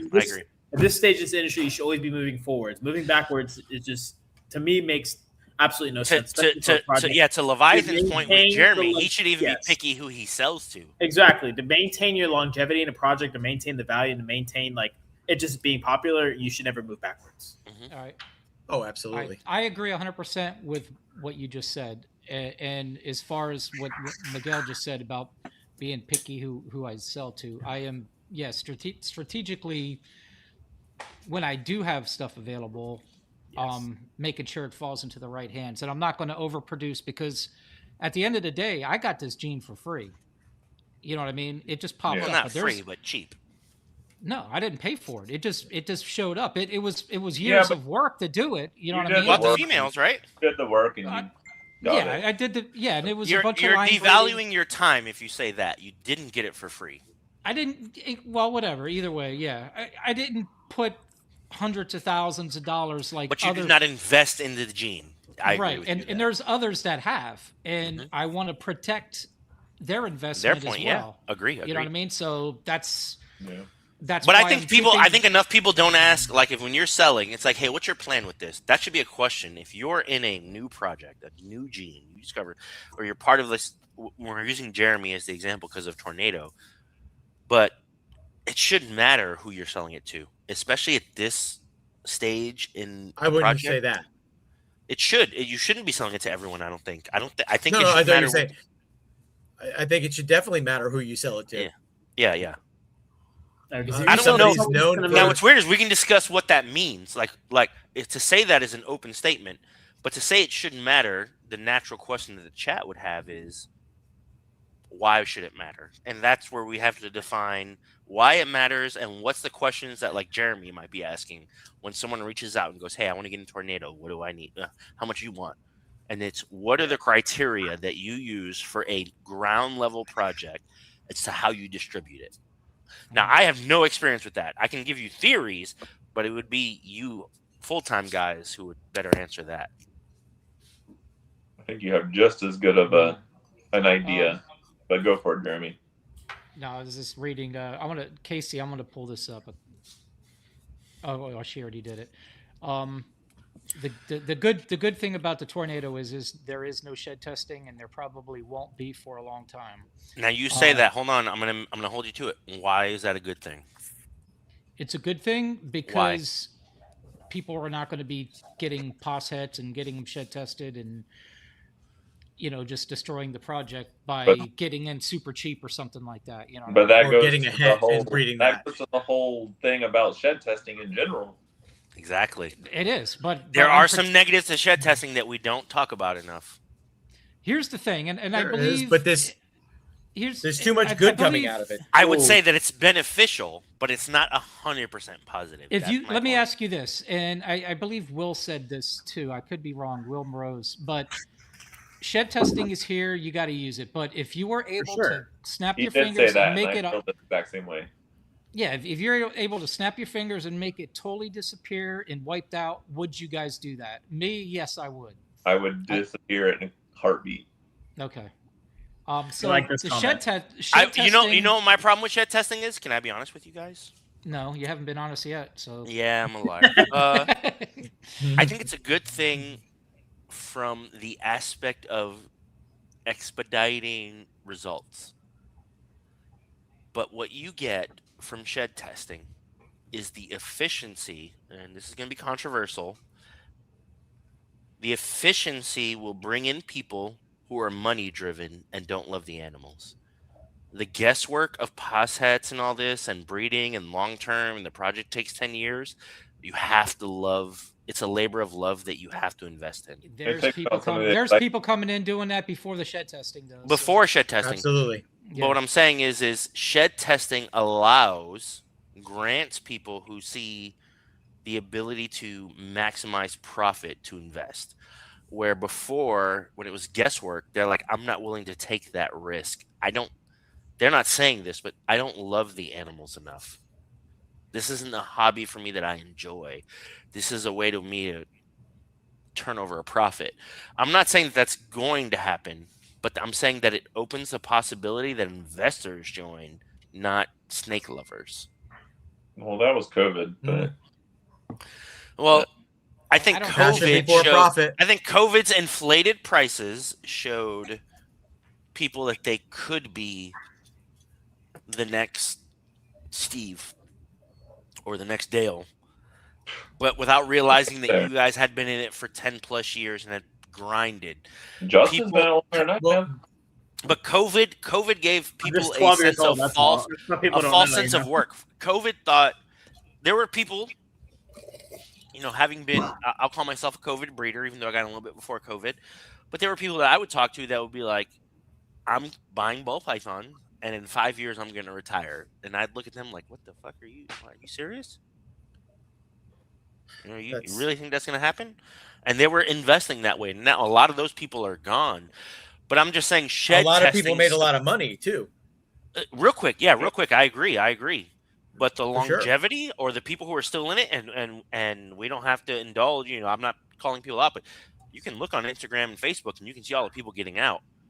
Oh, for I sure. went It's not a knock. It's not a knock. It's I not went saying to that. YouTube that's- channels. I went to Yeah, go YouTube ahead. channels and saw like people that I was subscribed to, and I deleted, I don't know, 20, 30 of them, I think, in the last like 2 days because they ain't posted a video in 4 or 5 years. Yeah. Steve told me Yeah. he was Okay. doing the same thing. Like their birthday will pop up on Facebook. I do that every day. And they're not even. Yeah, they're I- not he's even in. deleting. Yeah. Yeah. All right, I need to don't do know that. how I used That's to, what I I used to mean, have the like guys- 5,000 friends. The guys who will always make it, or the breeders who always make it, are the ones who realize that these are not assets, that they're animals, and that we enjoy it. Now, this gives Well- us like we take for granted, and chat. You probably realize it, but all 5 of us hang out, talk, chat. We have a chat group. We're friends. This has brought us together. We have a connectivity between this. We love the snakes. We enjoy it. Like I said, even me as a hobby guy, I still breed, push my. And like I said, my career could push me out of the ability to do shows. I will never have 0 snakes. I love the snakes. I love chatting with these guys, talking to these guys. But there were people who came in during COVID, especially, but even before COVID, but during COVID, who saw money, who saw potential, who saw dollar signs. And those are the first people to drop out, in my opinion, when shit gets Well, hard. Hey, Big Al, how many drinks have you had it's- so far? 4. Me and Jeremy talked about this the other day, and I said it's passion before profit. Mhm. If you don't have any passion for animals and you don't really care for these things and they're just money to you, when shit goes bad and you're not making any money, those are the first things that are going to get neglected. No, they don't take care of them. When they want to get rid of them and it's not making them any money, they just want them gone. And I have friends that are, had snakes for years and they probably haven't bred anything in 3 years, but they still have their entire collections just because they love their snakes. They just feed them and take care of them. That's what they do. Before I was a breeder, I was a collector. I had a big collection back in the early 90s, late 80s. I had berms. I had all kinds of stuff. I lived out in South Florida, down in like Fort Lauderdale area. And I had all kinds of crazy stuff. I mean, tree boas, tree pythons, iguanas, Savannah monitor. I mean, my whole apartment was full of this stuff. Same. But Before I ever yeah, bred anything, bunch of and crap. the only things I ever bred were my berms, and that didn't even go well. Is that 'cause when we George didn't have the- Washington bought some from you? Yeah, there was no internet back then. He So, bought you the, know, he, that's, it those was were the hard. things he won, actually. Yeah. Back then I had to just lay on them, and try to cuddle them to keep them warm. It's a long time. Yeah, my first was Started wearing God. diapers. 1996. I had a ball python, a Savannah monitor, and That's like the gateway an drug. iguana.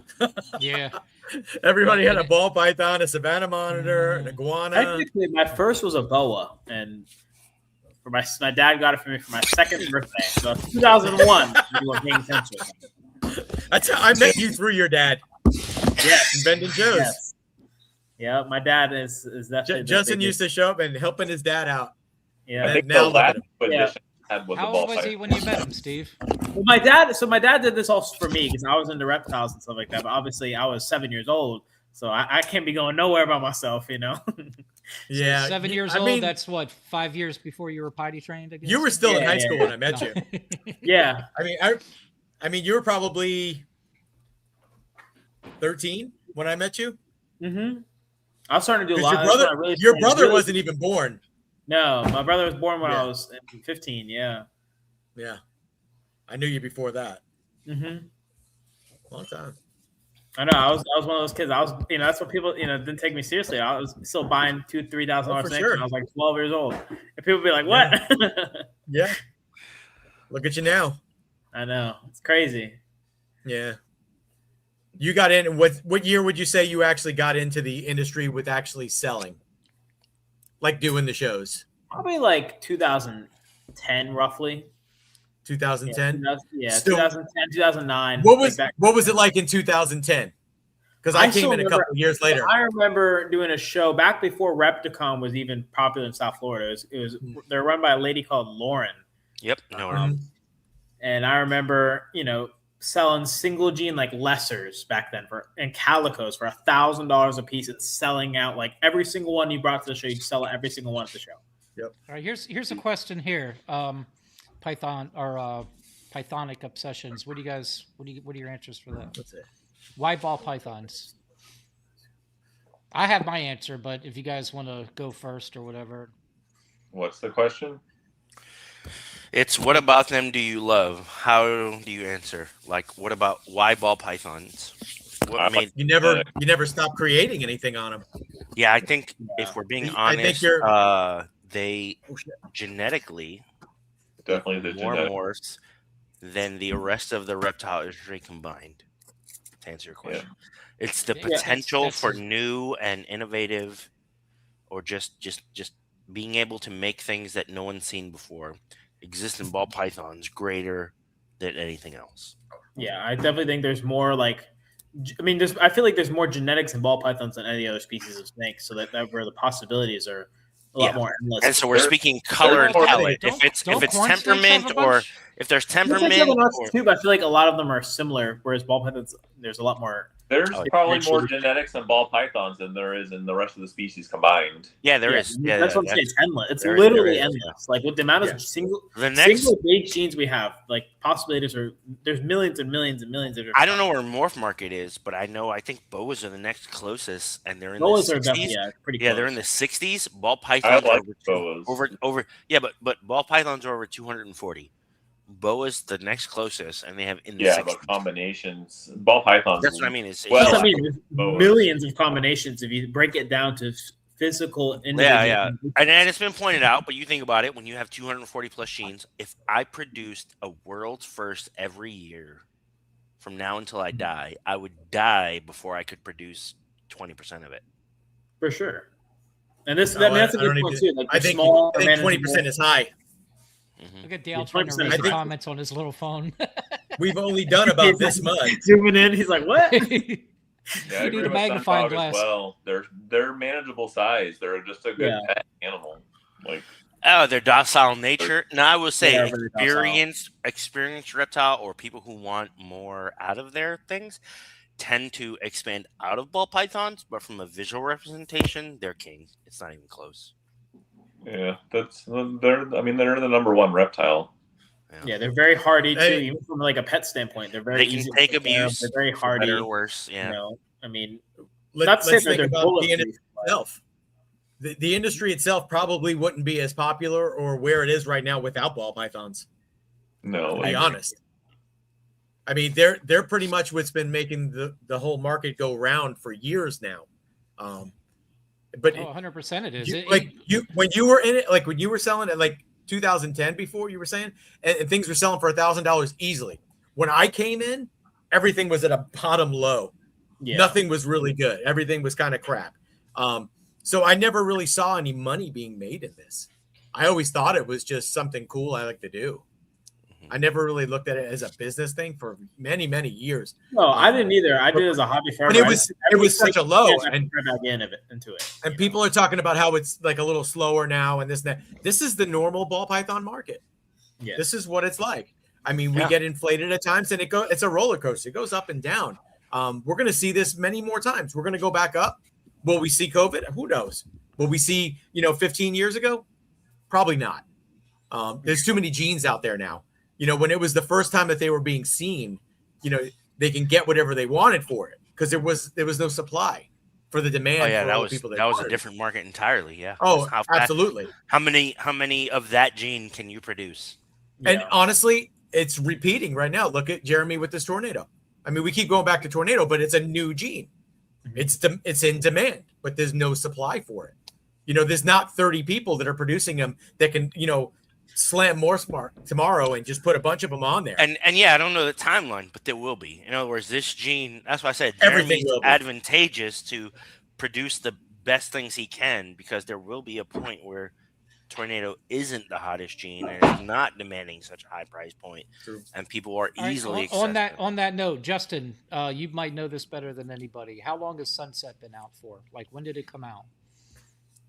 It's been out for actually. So, problem is popularity wise, it's been out. Technically, it's been out for a while, but it didn't Like really over get 10 popular, years. Like Cope, yeah, because Over 10 Brian years, Bartek and was it's- actually the founder, was the first person to find it, but it really I feel like it wasn't really released until like just before 2020. I feel.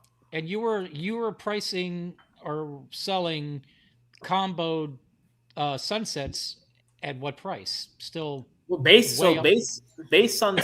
When I first made my first like visual sunsets, I was selling them for $5,000 to $6,000, and that was like 2021, I think. and Ultramel sunsets are what are they? They're running? up there. They're quite up there. Yeah, so I mean, and that's a gene that he just said was 10 years old. Yeah. But yeah, But I if think Sunset's closer to 2011, 2012 is when you they have brought to him take in. into Based the on Brian's account of the podcast that current he market, did. though, and how quick things are moving. It's Yeah. not the same anymore. No, I will say, Yeah, but- in my opinion, I feel like as far as a base recessive goes, they've held their value pretty dang well. Oh, I think it's because they weren't super popular in the beginning, Exactly. right? Like we're talking about, they didn't start out of they didn't come out 2012 as the hottest thing. No, that's the thing. It took some time. It took quite a long time for them to, gain popularity and really start being produced. Yeah, but the market sped up like in the last Fast. like 4 to 5 years insanely compared to when that for gene sure. came out. So Absolutely. But now you've basically reinvented that gene though with Ultramel. Yeah, So now Yeah, but all the other do all the everything with it. combos that were made before, Saying- now they're going to repeat again. my And they're biggest going to thing look is, way better. it's not a unknown fact that a lot of people don't like Sunset. It's very 50-50. Some people either hate it or people It's a very It's polarizing Ultramel, gene. though. Yes, People love it but or they don't like it. Ultramel, I feel like, is that one combination that people that even don't like Sunset, they're like, all right, I like Yeah. that. And That's you me. are one person, Steve. Exactly. I think all that I'm takes saying things. is don't I am. compare, don't compare one recessive that came out 10 years, 12, whatever years ago to a recessive that came out 3-4 years ago, because the timeline's not going to be the same. Yeah. Yeah, that's true. All Agreed. right, so say it came out 3 years ago, then in 10 years from or 7 years from now, which would I'd say you got half the timeline. Yeah. Wait, is your question the projection of Tornado? Is that what you're asking? Sort of, yeah. As far as like Or not stability, even as Tornado, far as, just like, new genes. That's Yeah, I Nothing think it matters. going anywhere. So we Just can wait. saying We can as use far as- Tornado because I do think it matters whether it's recessive or not. So you can think of what are the other ones that But it that is are not recessive. that It is aren't recessive that are the granite genes that come out. There's Tornado. There's Cosmos. Cosmos. Bambino. Yeah, I Probably think the most I think Cosmos will plummet in Cosmos, price way quicker Valid. than Tornado because of the ability to Everything reproduce. Yeah. Yeah. But I mean, simply being, like bringing it back to Sunset, like, it's been out since what we were saying, 2011, 2012, roughly. I mean, in my opinion, I still feel like there hasn't been as much done with it as there could have been. There You hasn't. know, so that's But the thing. I do think in its early phases, though, it didn't gain. No, it So didn't. there's a Well, when a gene was discovered, and there's a when something For sure. made the gene popular. And Look My at Hank. Sunset wasn't popular in The 2012. point I'm trying to make, though, is that like Tornado has years and years and years to go because nothing has really been done with it. Yeah. So my point was more Tornado versus like Cosmos is a good one, Okay. not Sunset, but Cosmos where I can get a male, and then a year from now start producing eggs. But can you? I mean, you can, but I don't know. There's been a lot of controversy around that project lately. So we're not talking about egg viability or anything like that. We're just talking codom versus No, recessive. as far as production, like what it looks like, Yeah. there's supposedly another gene attached to it. I don't know. I don't White have it. flame. What is it? What is White it? flame, yeah. Yeah. White flame. But I'm just saying that a recessive gene should, in theory, hold its value longer than the No, codom, for sure. It's more based on what it it's takes nice. to make and reproduce the animal over. But in the future, will they?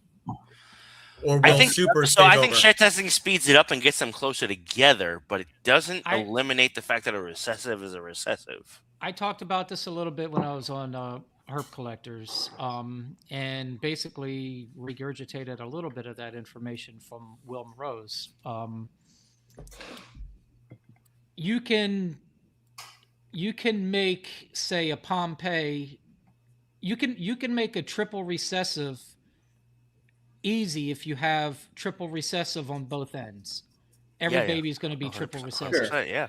But if you're trying to make a Pompeii, you can't have like supers on both sides because you got spot nose and some other genes.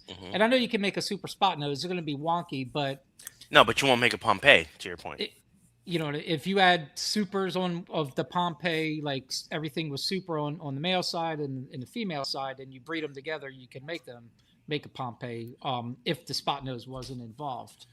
Some of the stuff, yes. You know what I mean? And there's, Super Cypress. They're kind of wonky too, aren't they? Yeah. I've never made it. I've been working. I've heard it. I don't know. Never even tried.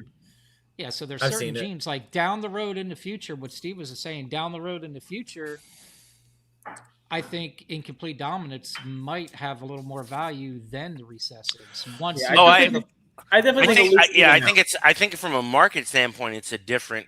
So, analytically speaking, you will, in the early phase of a project, generate more revenue from multiple recessives. From the longevity, the legs of a project, the ability to keep a project moving, you would be better served to not chase just recessive visuals and slow down and add codoms, because it lines you up to have animals that other people won't have. A desert ghost clown is cool.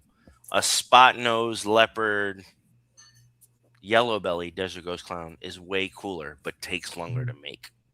Yeah, look at what. Yeah, I was actually talking. I had this conversation the other day.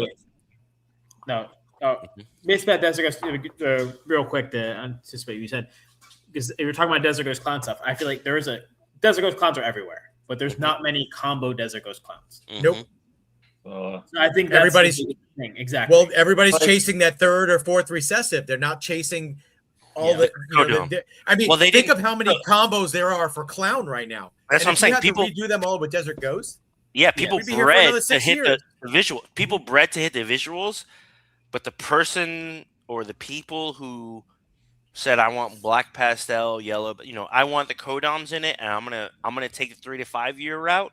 They'll be better off in the long term because for sure. I mean, how many Pompeii desert ghost clowns have been made? Realistically, yeah, made very few. Many, very few.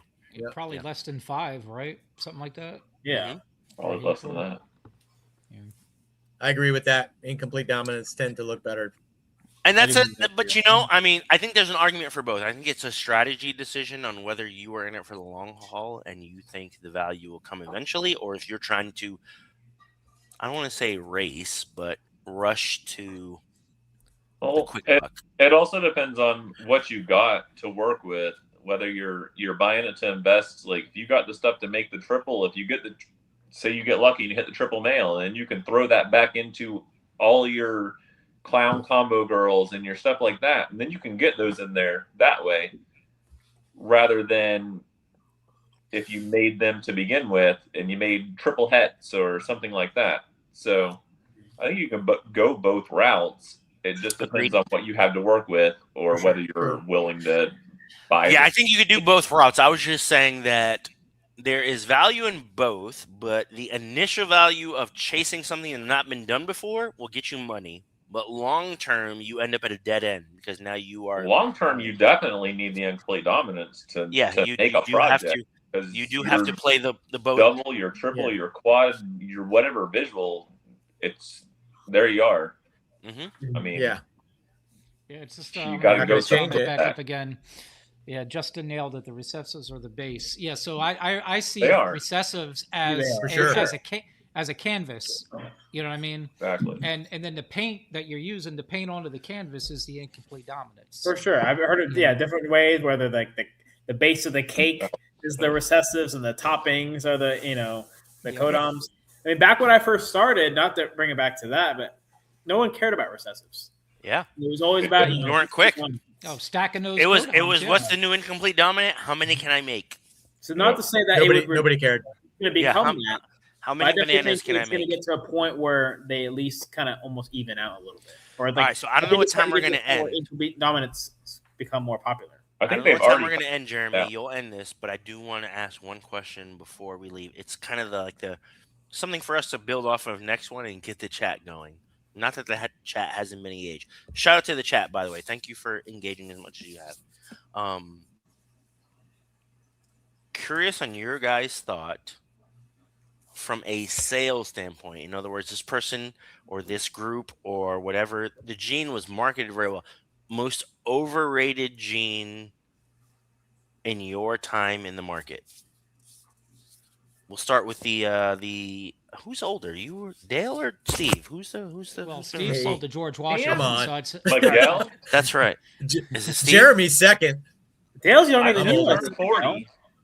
So Steve, we'll start with you. You're the Justin's still oldest. wearing I know diapers. mine. But Steve, what is the You're most about to start again. what is the most overhyped gene that Yeah, I you am. have seen in your time in the market?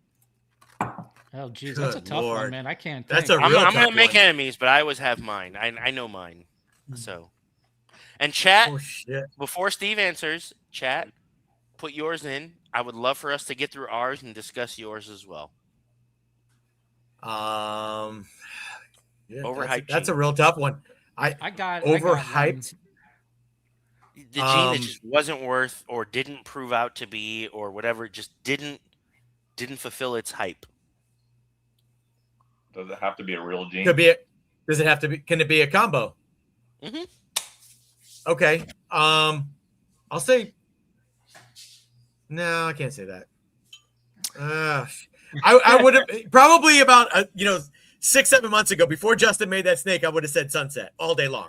See? But Okay. I was not impressed by Sunset at all. I saw Okay, a couple so of but combos now- that were but now- okay. I agree. I can't, agree that I a can't sing- really say I'll that. tell you right because now, it- a single gene it pulled Sunset. a 180. Yeah, full disclosure, chat. Of a single Okay, gene okay. Sunset. I'll I'm say not spending Sunset. $150 on. Just a single gene Sunset. I thought that there was a lot of hype Oh. on something that I didn't think looked Justin, good as an adult. And Justin, I bought one. You don't go next. Justin I can't had go one. next. I don't have it breathe anymore. into a bag. I got out of it. He's having a heart attack. But yes, but we're talking about the single gene. But that's just my opinion on what I like. Leviathan greatly disagrees with you. Will Steve, said put his comment desert. on. There we go. Okay. Everybody likes something Dale, different. you're We next. all don't like the same. OG on the panel is Dale. So after Steve. Where do I gotta go next? I don't know. Okay, I'll go next if you want. Okay. Go ahead, Jeremy. Go. Mimic. I still don't know what the hell that gene does. I still don't understand Exactly. think That's it's- the I don't that's the think it's thing. Nobody for knows sale. what it is, but they made such a big thing over it. But I haven't And to seen me, it. it's- Sorry, Steve. To me, it's a gene that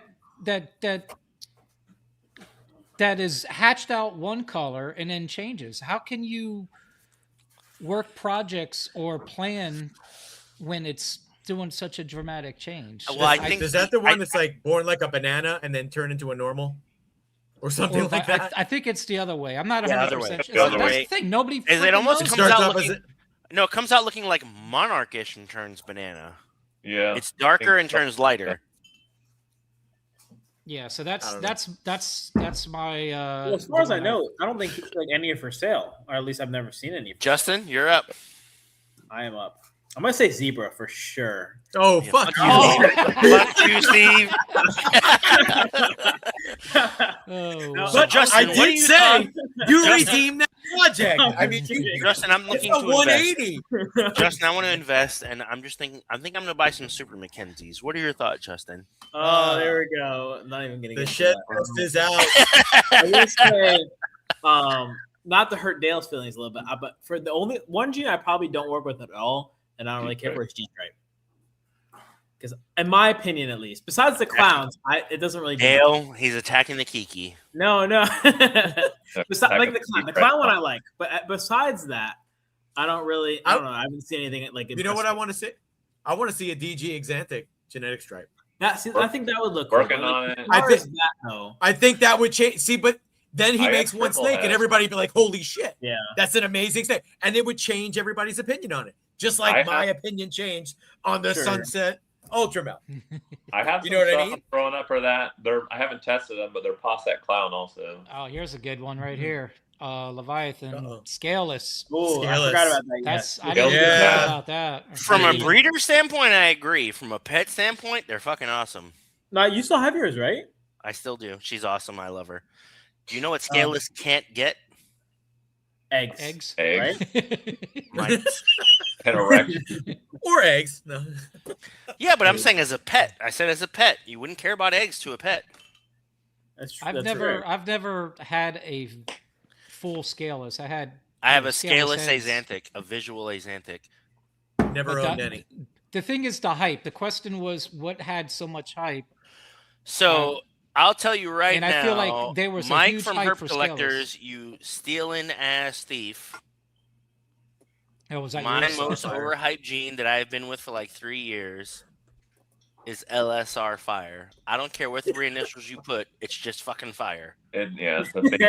In a world where Desert Ghost and Lace exist, LSR Fire ain't shit. And that dude and I'm not knocking him, and if I met him, I'm sure he's a very nice man, but that dude made a lot of money selling fire. No, I agree. Hey, remember Bright back in the day? Oh, yep. Yeah, Just I like, had holy shit. Right? Yeah. Well, that's why I asked you if I had Mike, you owe me money. You owe me lunch next time we see each other. You stealing son of a bitch. I would go with Gene X. So. Okay, that's another one. Yeah, that's a good one. Mm-hmm. Gene X. Because like you don't really hear about nothing about Gene X no more. Wait, did I buy a Gene X from Steve? I was gonna say Jeremy's gonna punch somebody in the face. Probably. There it is. I sold that off a long time ago. Turns out that was the one that had the tornado in it too. Yeah, mine, yeah. Yeah. So, Steve, knowing what you know now, we're gonna give Steve a chance to redeem himself. Because Steve literally answered, "I have a gene and I've changed my mind." What's the gene that you haven't changed your mind on? What is the most overhyped gene right now? Be controversial, Steve. It's okay. No. There's enough people that don't like you anyway. That's true. Mm-hmm. We love you. Oh, he's muted.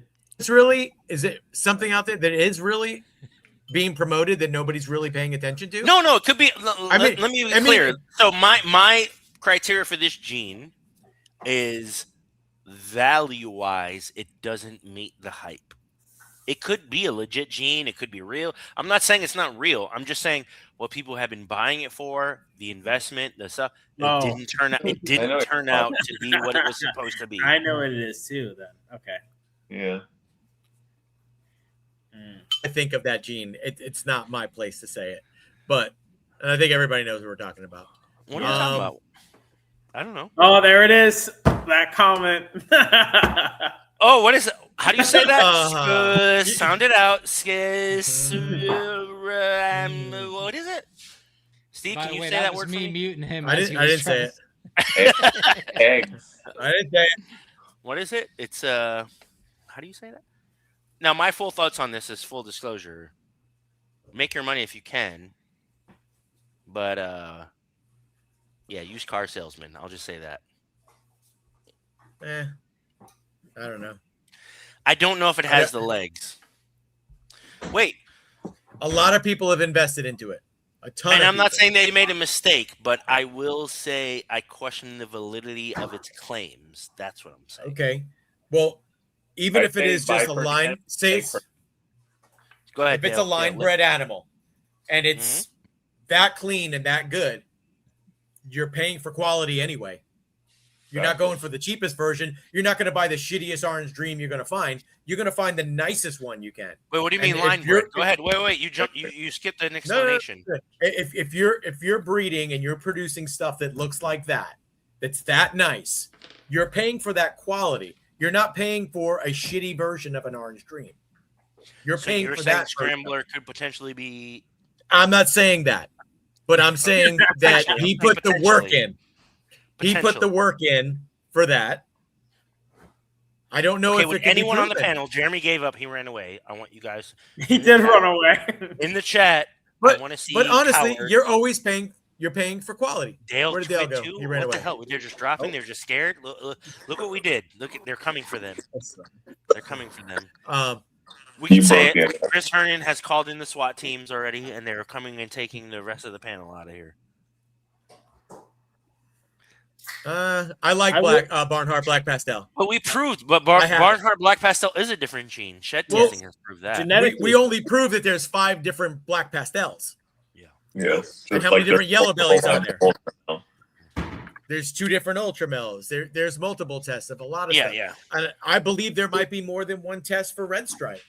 I think that's why they're having such a problem with it. There is. Shed testing. Could be. Yeah. I you know what? That'll be a great future show. Maybe the next show, Jeremy. Are you okay with that? Next show. I just walked back in. I didn't hear anything anybody said. I think next show we can talk about, and we'll probably fill up the whole show, pros and cons of what shed testing has done.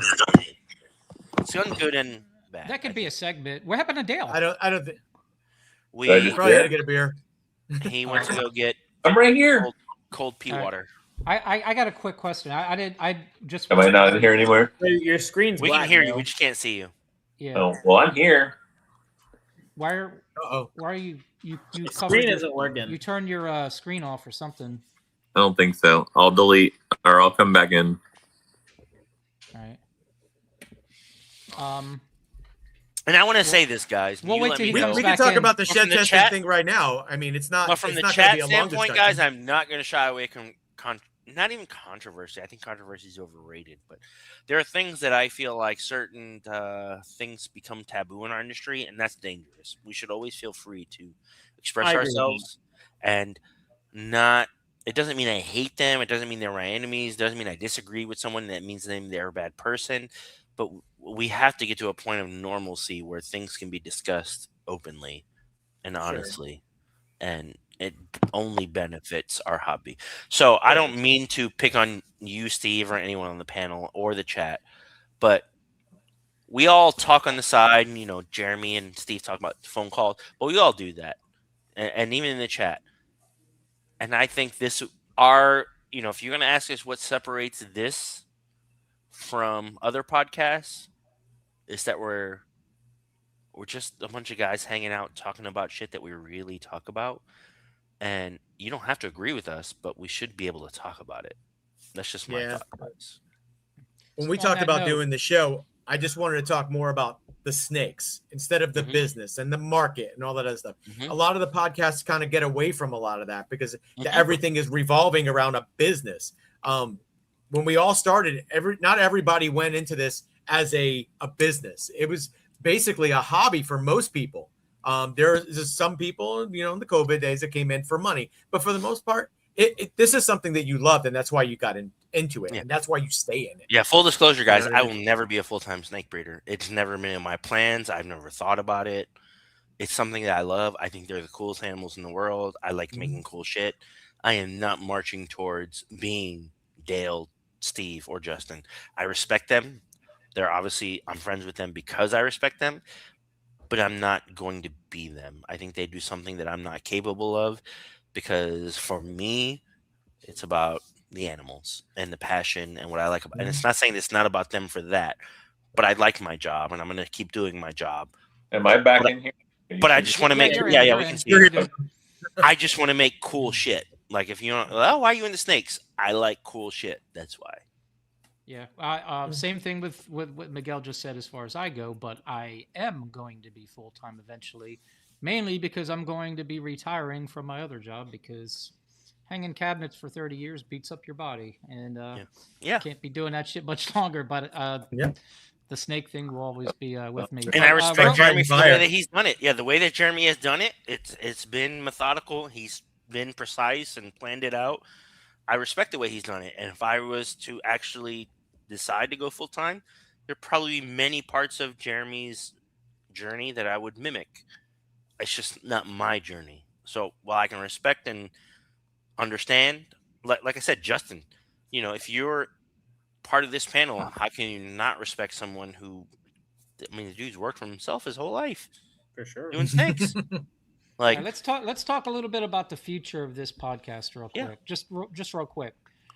Somebody earlier in the comments said, who was it? I think it was Mike. I don't know.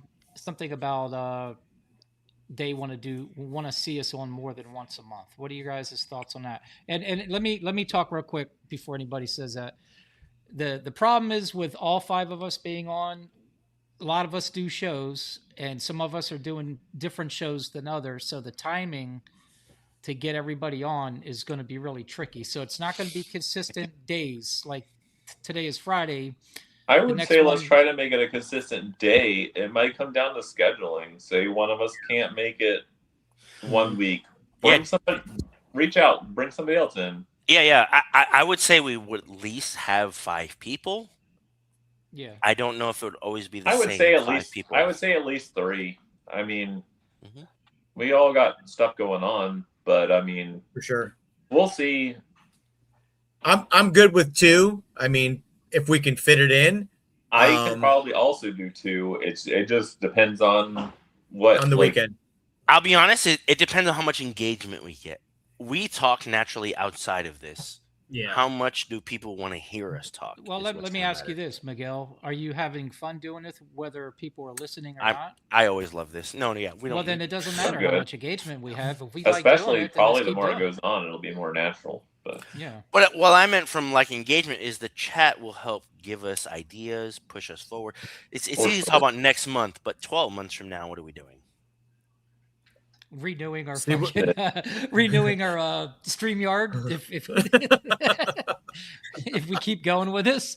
actually, that's like 11 months. Honestly, we're just winging this and we're just playing it by ear. If it works out and it's cool, awesome.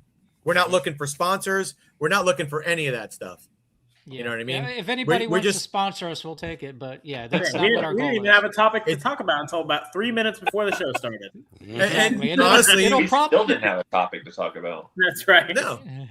It'll probably be like that every show. I mean, somebody asked me early on when I sent out these, the links to, or just put it out there to a bunch of different people. They're like, what's the topic going to be?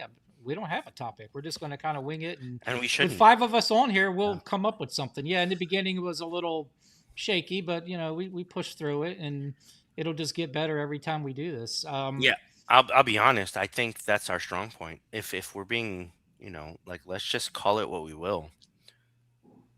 The fact that there are no boundaries gives us freedom to explore kind of spaces, and most other shows, I'm not saying every show, but most other shows, when they drive themselves into agenda, they drive themselves into a dead end. And the fact that we have the freedom to just discuss whatever we're talking about, whatever's relevant, gives us, it makes it hard I feel bad for Jeremy trying to make thumbnails about what the hell the next show is going to be, because we don't know. But yeah. But as far as engagement and the chat, like I said, we even went through the chat and answered a lot of questions. Shout out to Mike for putting a lot of good stuff on there. But I think that's the future of this show is maybe we won't always be the same 5. Maybe some people will come in, when people can't make it, like I said, shows or whatever. But it is the relevancy of the times that are going to keep us relevant, not a schedule or rigidity. Jared, to answer your question, It's it's going to be hard to be consistent, to be honest with you, and that's just the way it is for us. I mean, that's the way this show's going to just be, because like I said, all 5 of us are road dogs. We do shows.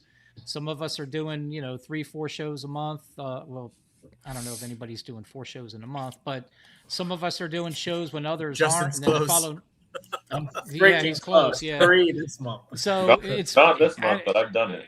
I wouldn't mind What do you doing got? 2 a month, but I just don't know if it's going to be if we just do decide to do it on Fridays. I don't know if it's going to be like the first Friday of every month, the second, or it's going to be one of those. I mean, we whenever could we do it, but can. there'll be Steve sitting in a hotel room joining. Hmm. I think we could do it. We could probably commit. I think once a month is a fairly. I think for the chat, I would say this: what you guys are saying, and like probably what would help the show grow, is at least adding future date. Being able to show like, hey, next Friday, or just being able to say Yes, when we're consistency. going to do the show.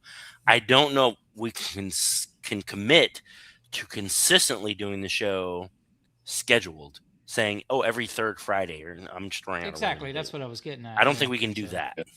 And if all five, if I'd like to obviously try to get all 5 of us on each time, and we're Okay. not really trying to pull guests in. I don't know. We haven't really talked about Not that. yet. I mean, if Oh somebody yeah, can't I think make it that this is a day, shooting the we can shit put a kind of guest show. in. Yeah. Yeah. And if we do, Just it's a going to be round very table. selective. Yeah. Well, just at this very point, you did the StreamYard over a month ago, so it took us this long to get on the first time.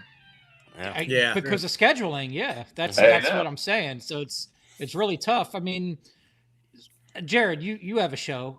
How tough is it to get somebody on your show? Just one person. We got 5 different people with 5 different schedules that we got to try to match up. You know what I mean? So it's a little tricky that way. Which that's fine. But anyways, that's what my thoughts are with that. What about the thumbnail contest? Is that something that's kind of corny or what? I definitely Gotta think see. we at least need to take more group pictures if we're gonna do we're all 5 of us. Well, that was Yeah, the really. plan. Like all the last 4 shows, and we didn't do it. Yeah. I'd say, Jeremy, we should probably let's schedule. We have January. Let's do February, March, and just build momentum. I'm not saying that we don't have chat engagement now, but let's build momentum and then start doing those things. I think for now, let's just establish who we are as far as where we are in this podcasting snake world, and then we will do that. If you're okay with, if you guys are okay with that, I think the next 2 shows, February and March, should just be what we just did, and then we can start building on it. But we should establish who we are. Yeah. All right. 3 out of 5 of us will have a show in 2 weeks. Was it 2 weeks we're going to be? Reptilian Nation, Tampa. That's going to be a big show. Yeah. Yeah. There's a lot. Oh, of, actually, lot good of events for that segue. one. Or if we're close to ending, next shows. Where can people see you physically next? Jeremy, we'll start with you. The shows Steve just mentioned. Reptilian before Nation, that, Tampa. we'll be in- Reptile- before what that, is that? We're not doing Orlando, Jeremy. Orlando. Oh, I'm doing Orlando too. Yeah. Next So week. I'm- right? next weekend. Is it next weekend? Yeah. Next weekend. Not me. Yeah. So I for won't be those there. of you- But For those But of you me- who want to get some pause headset tornadoes, where Those can are they? going- me, those are Jeremy, going and for sale. Justin, and Miguel will all be in Orlando. Not Miguel. You're Miguel not Miguel will make an appearance. I will be there. I got but will not shafted. be selling. All right. Well, Steve will Orlando make an appearance, Repticon too. next weekend, and then they'll be in Tampa the following weekend. I'll be on a cruise, so 24th Steve and will be 25th. Steve. When's your? So okay. So next weekend, we're talking next weekend, guys. You will Losdale see again. Jeremy and Justin. No. Steve, your next show is when? Reptilian Nation, Tampa. Justin and Jeremy will be at that one also. Bunch of local breeders. And then I have Reptilian Nation West Palm Beach with Justin and Jeremy again. Yeah. And then First that's it. Reptilian Nation. That's February. Volunteer. What is it? Valentine's Day weekend. Yeah. 14th. February. And then back in Tampa again. Weekend Nothing after. says "I love you" like a sunset at Ultramel. I'm saying. Fuck, gotta I start always making seem to some be vending a labels. show on Valentine's Day or my wife's birthday Okay. or our anniversary. That always seems to come up. Usually like Atlanta or somewhere on there. But that's the life of a snake breeder. You don't take Yeah. weekends off because it's Dale, A are you doing the birthday or Reptilian some shit? Nation after Orlando? no, I'll be on a cruise that weekend. All right. So Yeah, what's your you're- next show You're after black Orlando? again. Did you do that on purpose? Did I go black again? The Yeah. sound changed. I don't know. Something. Uh-oh. Oh, He just left. yeah, he See? was pissed. Don't go live in DeLand. Fucking internet sucks. And it takes like 5 years to build a house. I live in the boonies. Steve does. For those of you who don't know, Steve lives in Brooksville, in between a trash can, a mailbox, and like 6 cows. Yeah, with a Two one horses. mile, I have A driven down 1 mile Steve's driveway. driveway and had to stop so the deer could cross, and that is not a made-up story. That's a daily occurrence for me. Yeah, that is There you a go, oh Dale. shit, and then the whole family Dale. runs across See you, this Dale. lawn, and then So, I keep going. Yeah, I don't know Yeah. why it keeps going black. Mike said, once you go black, you don't go back, and you won't cry. So. I don't know why it keeps doing it. I could tell Mike, by the once you go sound changes. brown, I you almost never asked you frown. if I was disappeared again. Like, Hmm. I'll have to get on the computer next time and have enough time to prepare. So Yeah. So, We'll be a Dale, little more prepared after next time. Orlando, what is your next show? after Orlando is Tampa. Oh, Tampa. so Reptile? gross. Yeah, yeah, Tampa in February. Tampa Sweet. in February. That's always a fun Yeah. show. I'll be doing that one. I too. do like Yep. that. Yeah, for those of you who enjoyed our content and want us to continue, please make sure you hit the like button. It'll just give us the feedback that we need to continue this. Uh-oh. All right. So, what do you guys think? Wait, wait, Wrap it up here in a few minutes. I think so. Yeah, I'll say this. Let's give it what is it, 8:52 I got, 8:53? We'll go till 9. So Chad, if you have any questions or something you'd like us to kind of hot issues, you got 7 minutes. We'll keep talking for 7 minutes, but you got 7 minutes to give us some feedback. Otherwise, we'll keep going. But yeah. Thank you. Keep going or Appreciate stop that. going. So Yeah. for those of you who don't know, I do want to call this out. If Uh-oh. in the future, if any of you guys are moving or planning on building a house, Shut don't up. pick trees that are still growing like Dale did. Dale was Shut up, literally Miguel. when that tree is 12 feet long. I like that in my house, and he had to wait like 4 years for his house to be built. That had nothing to do with the trees. That was a contract. That's just building a Don't house. pick any contractor. My house took almost 3 years to build. My house took 5 Yours months. took just as long as mine. So Yes. just Jared, we're because not you doing moved snake into an shows. HOA that you don't like anymore, Miguel. Don't And start you're already with me. talking about moving. Yeah, I Yeah. do need to leave. I'm staying here for the rest of my life. Damn That's a pretty straight. badass place you got there, Dale. I would too, man. Thank you. Mm-hmm. Jeremy's Need to get next. Just He's need got to get the everything you building need there. done. So Yeah. Jeremy, How- the next how, one to get some property. Got to get Justin to get some property. Yeah.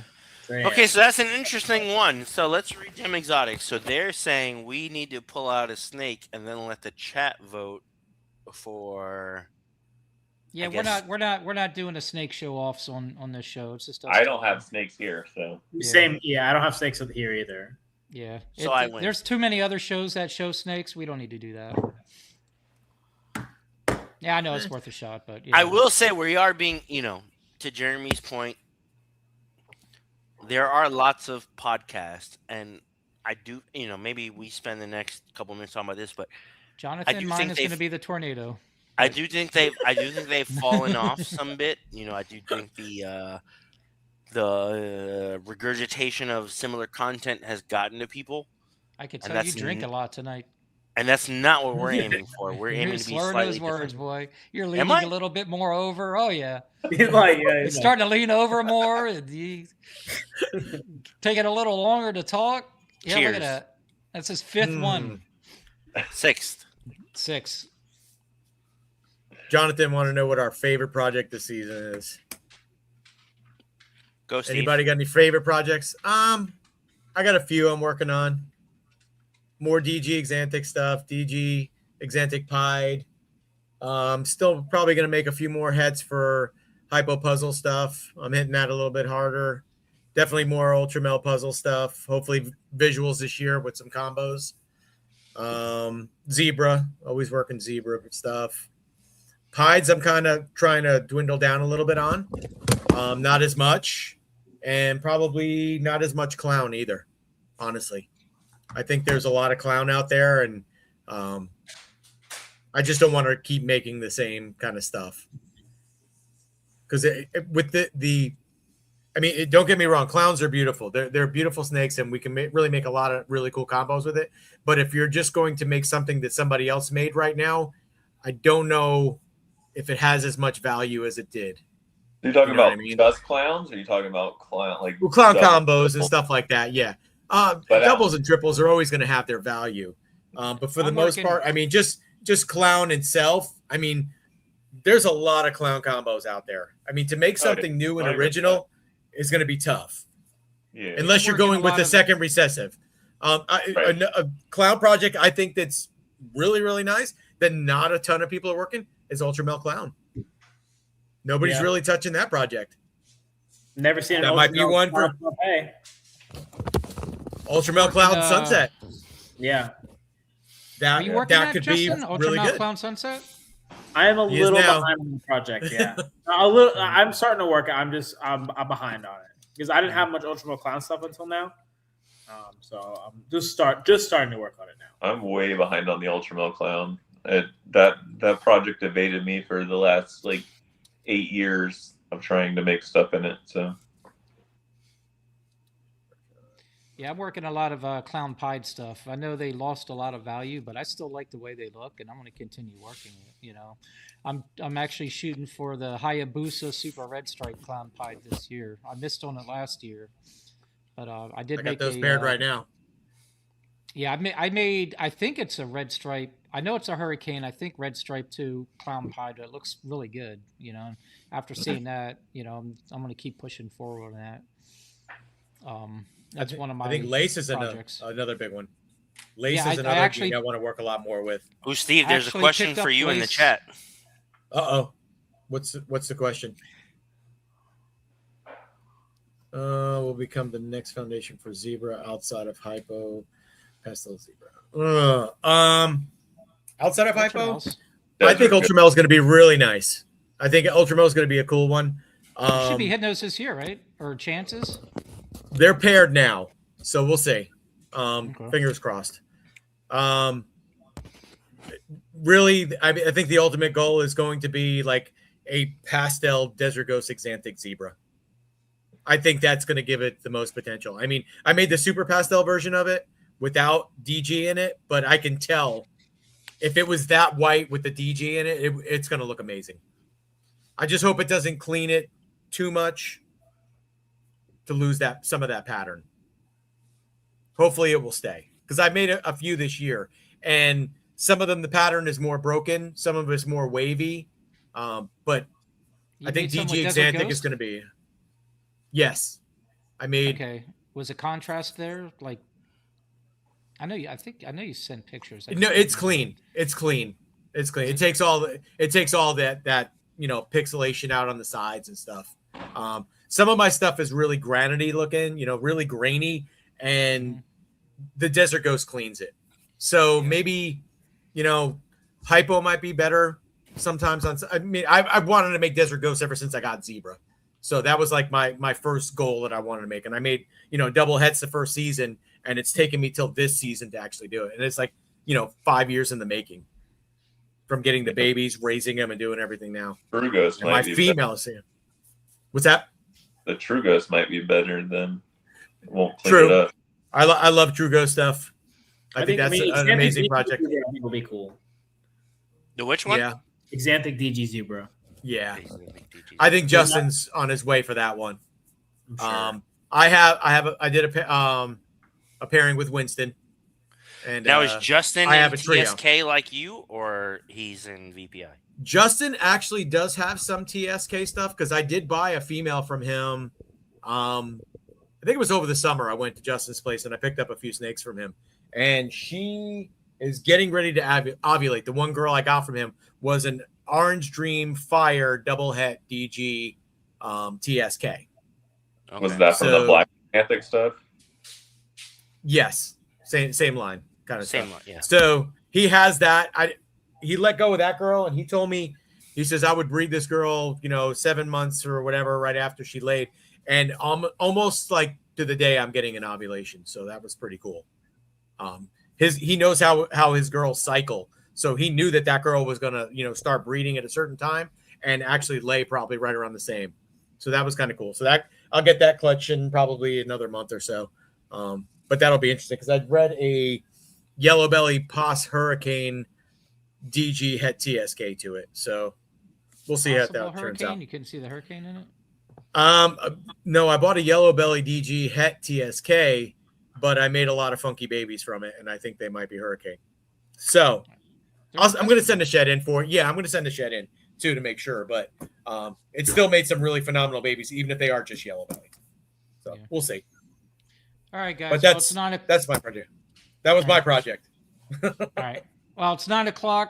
I think we wrap it up. Save this for the next show. We'll talk tomorrow or sometime this weekend for a time for the next show, a day, and all that stuff. Anything anybody want to say real quick before I shut it down? Thanks for coming and watching. Yeah, thanks. I do think it's worth for us, Jeremy. If you saw in the private chat, we should stay on collectively. Just talk about the next show before we hang up, but end the live. Yeah, I think that's good. Oh, you mean backstage? Yeah. Cool. Oh, you mean after we're done here? All right. Yeah. We'll see you guys. Thanks for joining, everybody. guys. Thanks for coming out and hanging with us. Keep an eye on our Instagram stories for when the next show will be posted, and we'll see you next time.